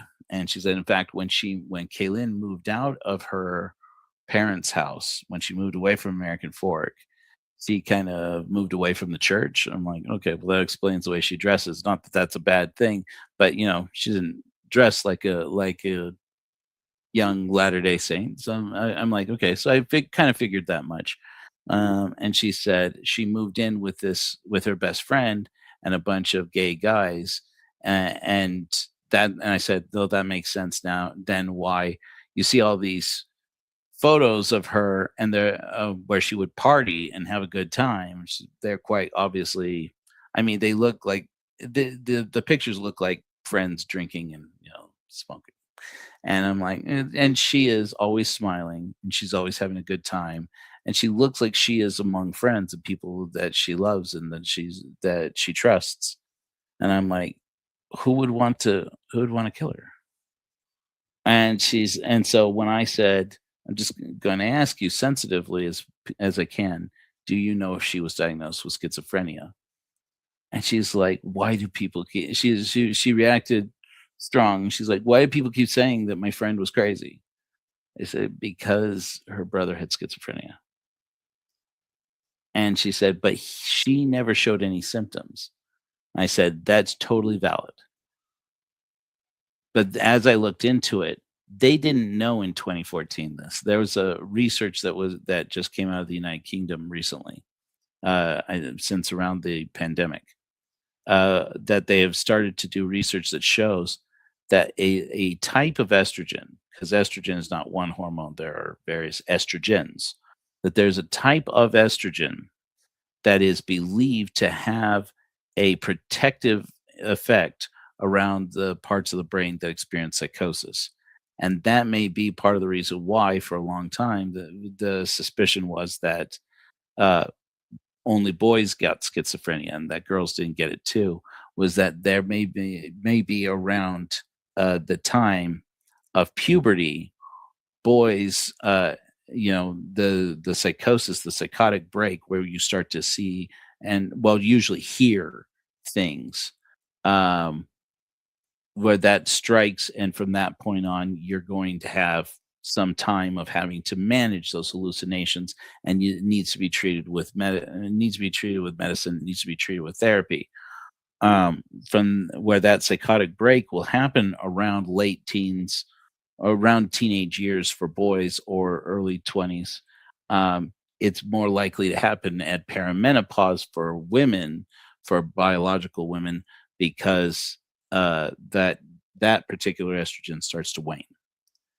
And they don't know that yet, but that's where new research is leading. There's a possibility that you have two people with the same genetic predisposition, but if one of them is born assigned female at birth, or in any event with a high level of this particular estrogen, then that psychotic break may not happen until that individual is in their 30s or older.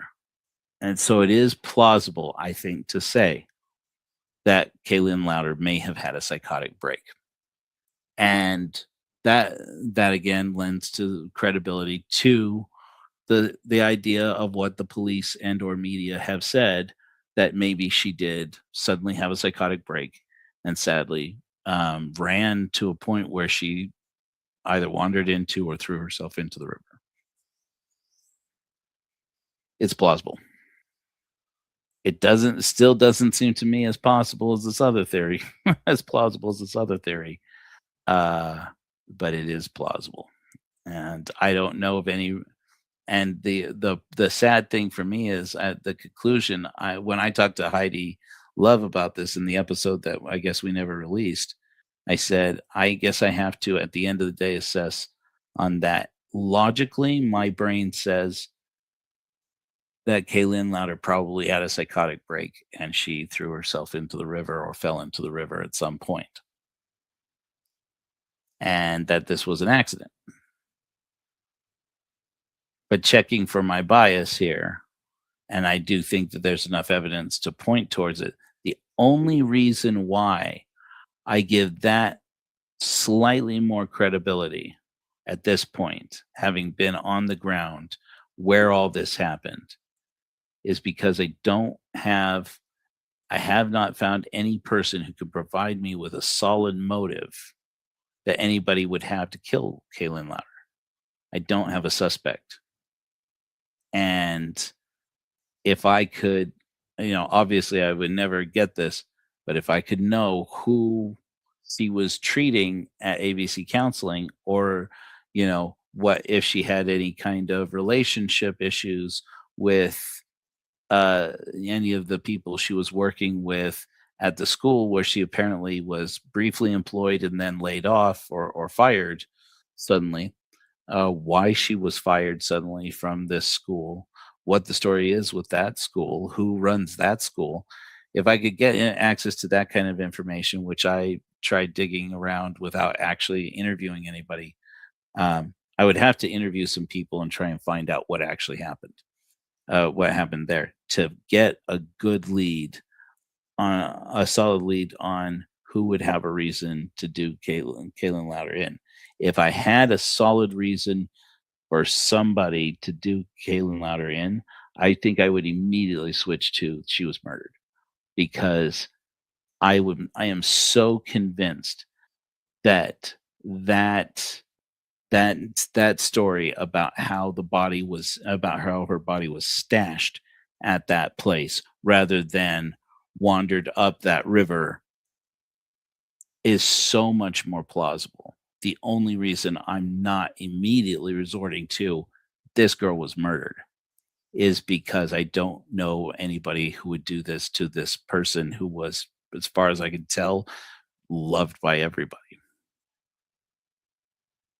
And she did seem like a great person. And honestly, like Laura Amy, like all these other victims, and all these other stories I have done over the past couple of years, I kind of got to know Kayelyn Louder a little bit and kind of feel, I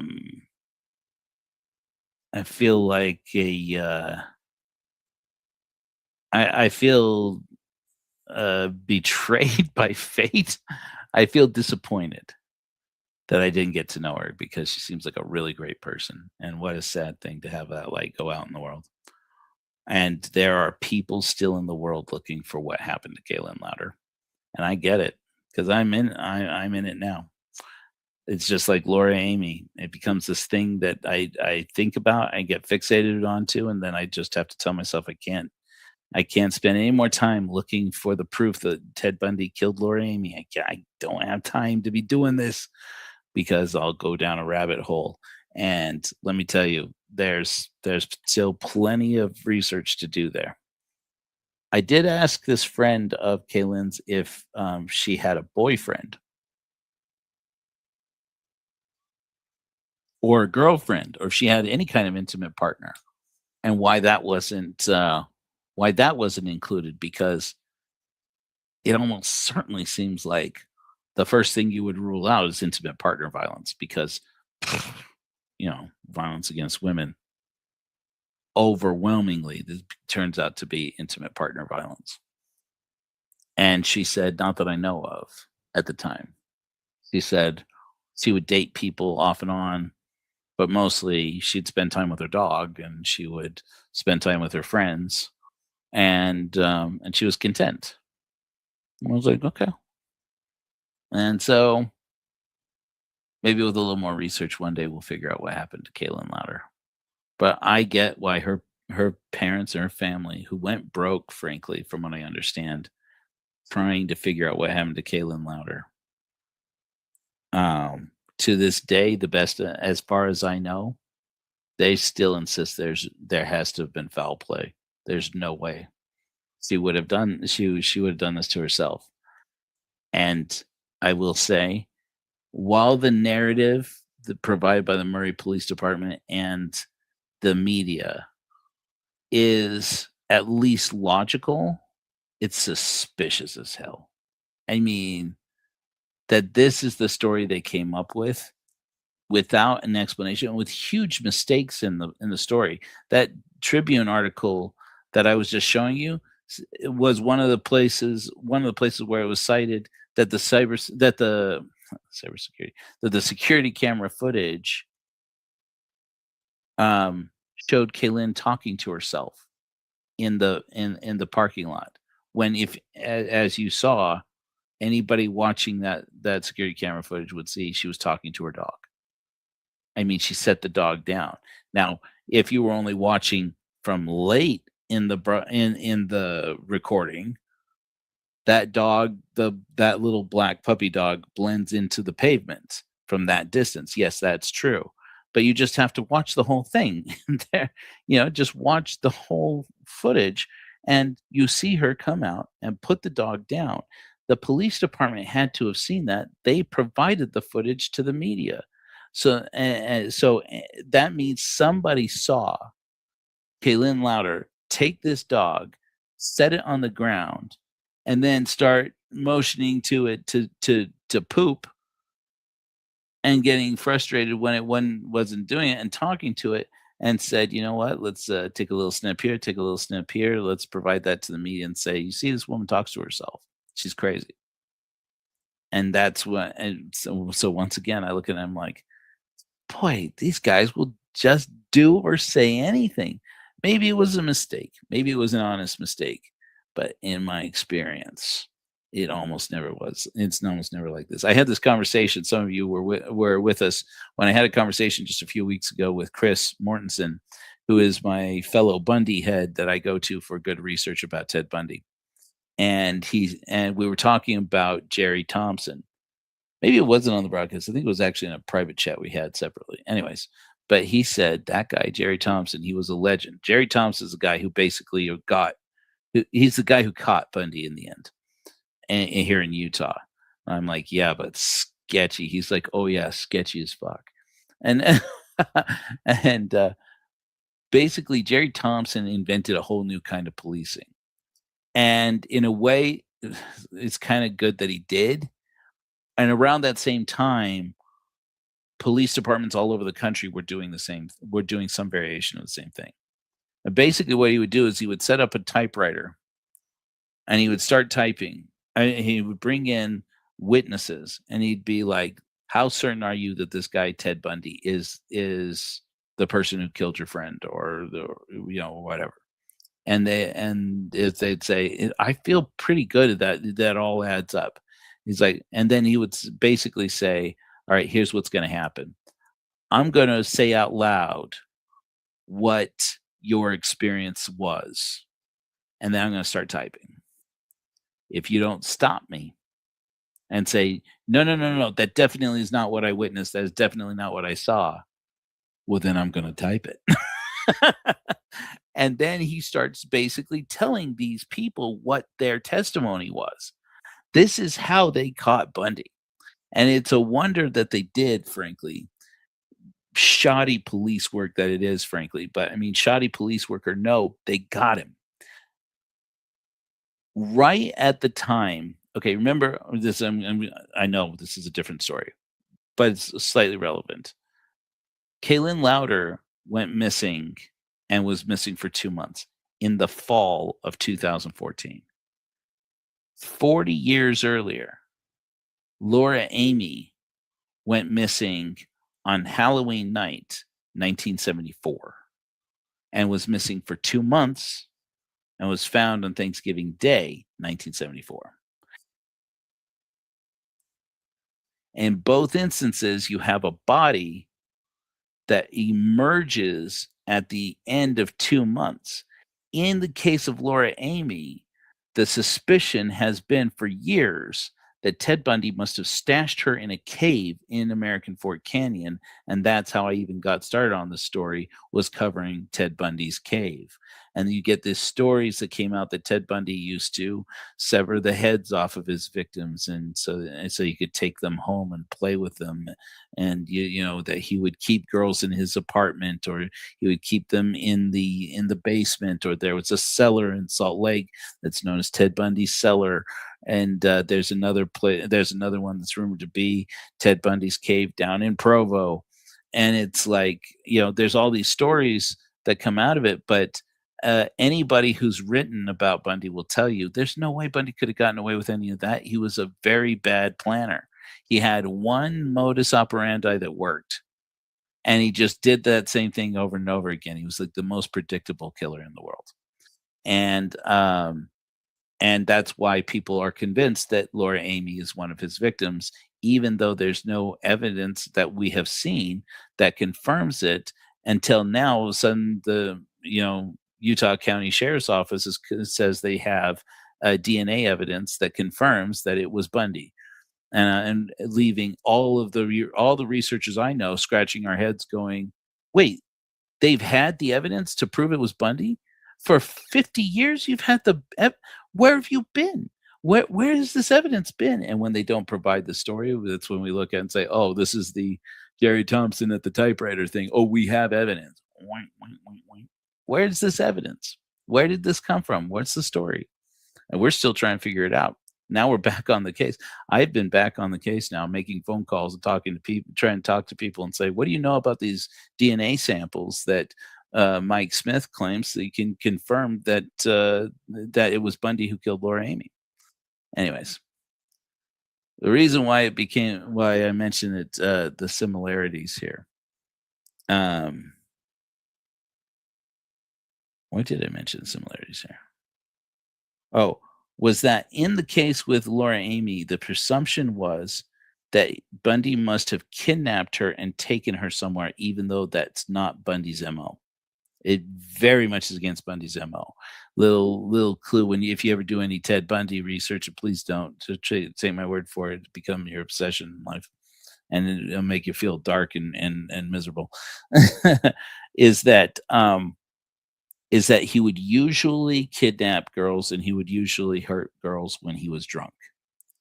But one of the things, and then when he would recount it later, he'd be, and they'd be like, "Ted, tell us where you stashed the body. Tell us where you stashed the body. Tell us where you stashed the body. Tell us where you picked her up. Tell her how you got her in the car. Tell us how you did. Tell us how you did it."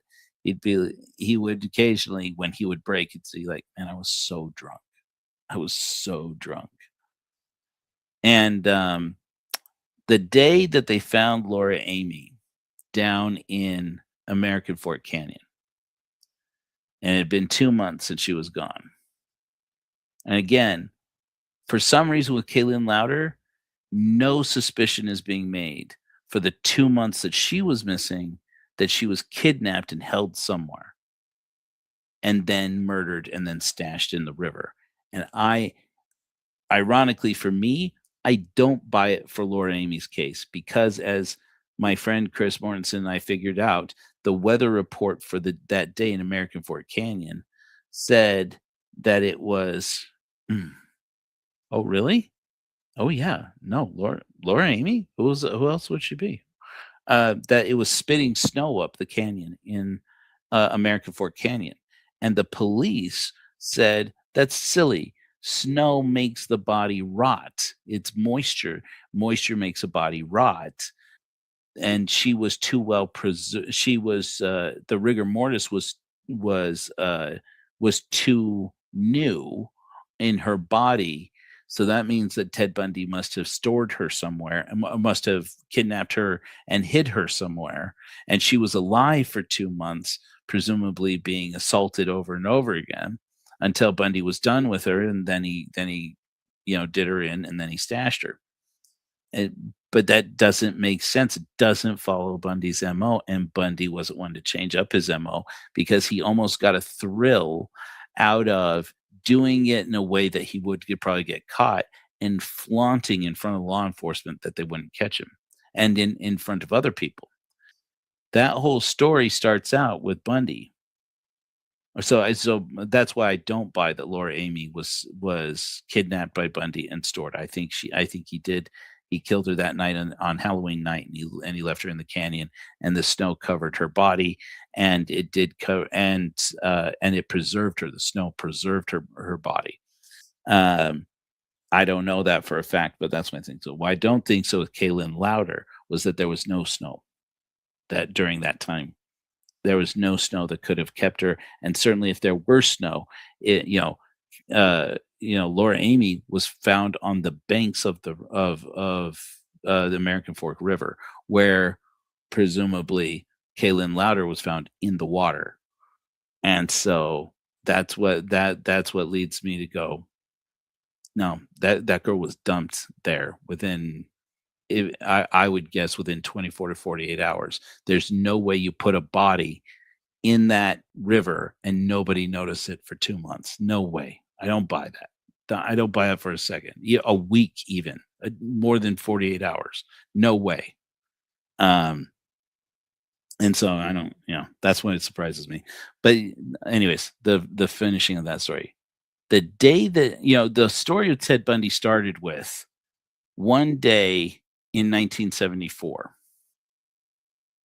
a couple of days before, in September 1974. So this was a month before Laura Amy went missing.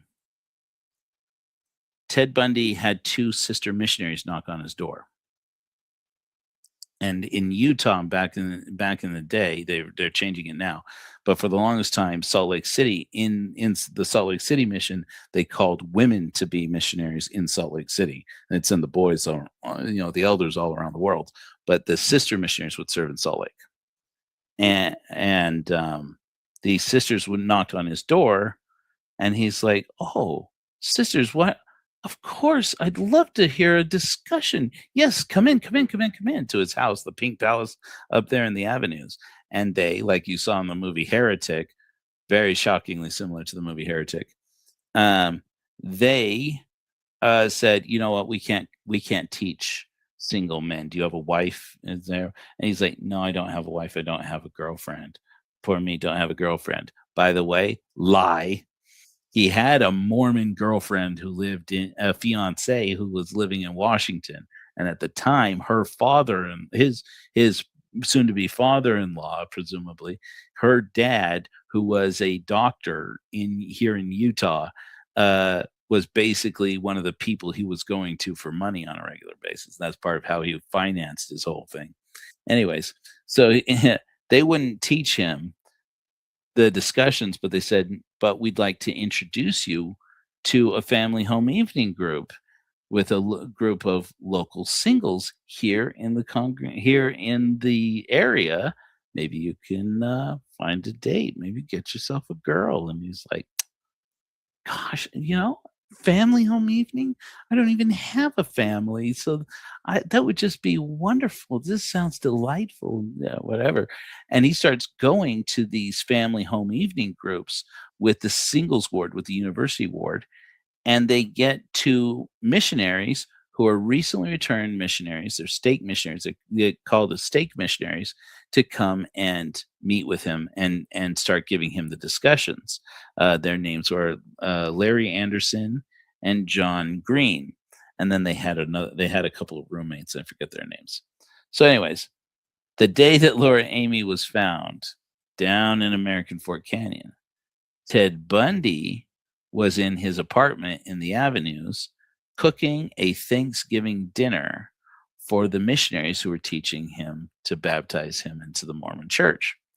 And that day, Larry Anderson, who's the guy who eventually baptizes him in August of the year following, had a copy of the Bountiful's. That's Debbie Kent, and that's another instance of a similar story, Stan. He had a copy of the Deseret News, I believe, and the Deseret News, they had a composite sketch from Washington that they were publishing. Like, police are on the lookout for this person they call the Ted Killer, and it was the worst composite sketch in the world. Worst composite sketch in the world. Could have been, I don't know that the person could have been human. It didn't look like Ted Bundy. It didn't look like anybody. Uh, and they took this composite sketch, and they're like, if you see this man, police are looking for him. And Larry Anderson says that he held it up and they started putting it next to the face of every man in the room while Ted Bundy is sitting there cooking them dinner. And they're like, oh, who is it? Is it John? What do you think, guys? Is it John? John, why you kill those girls? What about, I forget the other guy's name. And they're like, what about him? What about me? What about Larry? Is it me? Is it Larry? And then they're like, what about Ted? Oh, Ted. Ted's the Ted Killer. What about you, Ted Bundy? You try to baptize yourself in the church. Is it Ted? Is it Ted Bundy? They hold up a picture of Ted Bundy's composite sketch, the Ted Killer's composite sketch, to Ted Bundy's freaking face, and he plays along. I'm gonna get you. And they all had a good laugh. And then he said, Larry Anderson tells in this story. He says afterwards, he suddenly got really quiet. And then he looked up and he said, while I was in college, I interned with the governor's office in Washington. Womp womp. Hold up. Beep, beep. You have a composite sketch of the Ted Killer from Washington, who drives the Volkswagen Bug, and Ted Bundy, who drives the Volkswagen Bug and just moved into your town, and tells you when he was in college, before he came to law school, he worked for the governor of Washington as an intern. Says, when I was in college, I was an intern for the governor's office of Washington, and what part of my job was to interface with the police up there. And he said, and I tell you exactly, if I were the Ted Killer, how I would do it. And then he proceeds to lay out to them exactly his MO, exactly the way he killed every one of those girls. He tells them exactly how he would do it. And the way that he did it, he said, these law enforcement agencies, even in the same state, are so competitive with each other that they don't talk to each other about cases they're pursuing. He said, so what I would do is I would pick up, if I wanted to do this, if I wanted to be the Ted Killer and get away with this is what I would do. He says, I would pick her up in one county, and then I would take her into a neighboring county, kill her, take the body and her clothes off of her, take the clothes off of her, stash the body, and then go to a neighboring county, throw the body into a canyon or somewhere nearby, somewhere out in the wild where there are wild animals that are likely to find it, and then take the clothes and take them to another county and throw them away somewhere in that county. He said, and then you'd get away with it. They'd never catch you. And John and Larry Anderson, John Green were like, we didn't think anything of it. Wow, he's just talking shit. He's like, sure. I'm sure how somebody like the Ted Killer could get away with it. Ted Bundy, who drives a Volkswagen and just moved here from Washington. Nobody's supposed to think. He's like, he was such a nice guy and he was such a good cook. How could a guy who's a good cook be a killer? Asked Jeffrey Dahmer. Just kidding. You know, anyways. So I think I make light of things, and I like to have a good time because these stories are so dark. But at the end of the day, I feel very badly about Kayelyn Louder. I really wish somebody could get me some good intel, or I could be a better detective to find some good intel on who had a motive against her. Because as far as I can tell so far, that's the only reason why. I think we do have to put some plausibility on that she had a psychotic break, and that's the end of Kayelyn Louder. Because if there was any reason someone had a motive, I tell you, I'd be down that rabbit hole. I would revive this whole investigation. I would be down that rabbit hole like you would not believe. Uh, but yeah, that's the story. Anyway, we are the Church of Korihor. We're a spiritual congregation for godless people. We'd like to invite anybody, if you want to please, if you could help others who are in need. If you go to korihor.org/give, this is a website, our website, where you can give blankets, food, clothing, money, anything you can to help our missions for the homeless and for people in housing distress situations. Particularly, I am going down next week to Colorado City, Arizona, where we are going to be bringing some donations to the women and families who have been abandoned by the FLDS and the polygamists down there through an organization called Cherish Families. If you want to give directly to Cherish Families, you can look them up there. You just Google Cherish Families. You can also just donate directly to them. But if you have physical object items that you want to donate, you can also go to our website. You'll find our St. George address. It's right down the road here.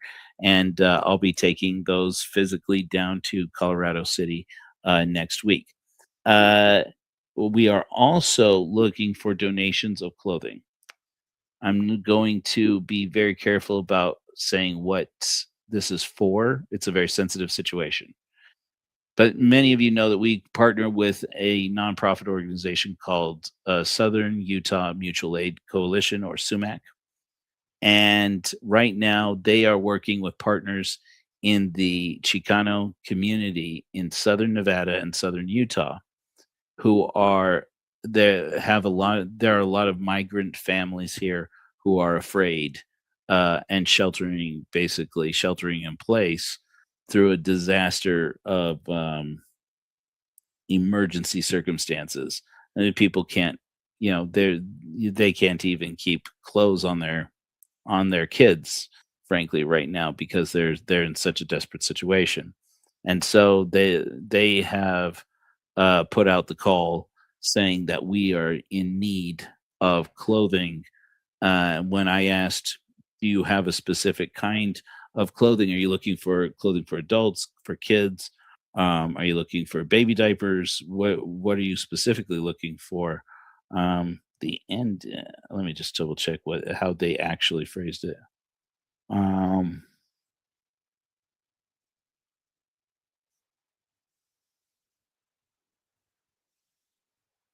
They said they haven't gotten back to us exactly.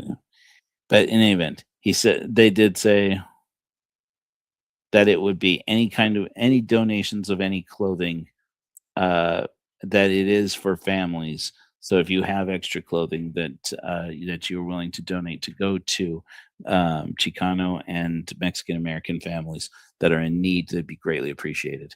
You'll want to get them down to St. George before Wednesday of next week. Otherwise, we also have other drives that we will make sure that they get to them. All the monetary donations through the form at korihor.org/give. All the donations that come through that order form go directly to the work. I don't get paid a salary out of that or anything like that. That goes to the work. So I want to thank you guys for joining me. Here's to hoping we do find out ultimately what happened to Kayelyn Louder and put her story to rest. Now we're going to end with a little more upbeat note, something to kind of keep our spirits strong, our godless souls carrying on strong. We did on yesterday's surprise emergency sermon, we did My Brother is Cold. I'm inclined to think for some reason today a good one would be a one that I wrote specifically as part of my sacrament for coping with my divorce, and that's the Girl I Remember. Until next time, my friends, that'll be Sunday. We'll be having another godless sermon. I believe this is number 47 now. We're coming along. The Church of Korah Horde is for real. Until I see you guys again, flash bright, my friends. I remember still in a church that I'd left, your mother's plastic ivy, your sister's borrowed dress,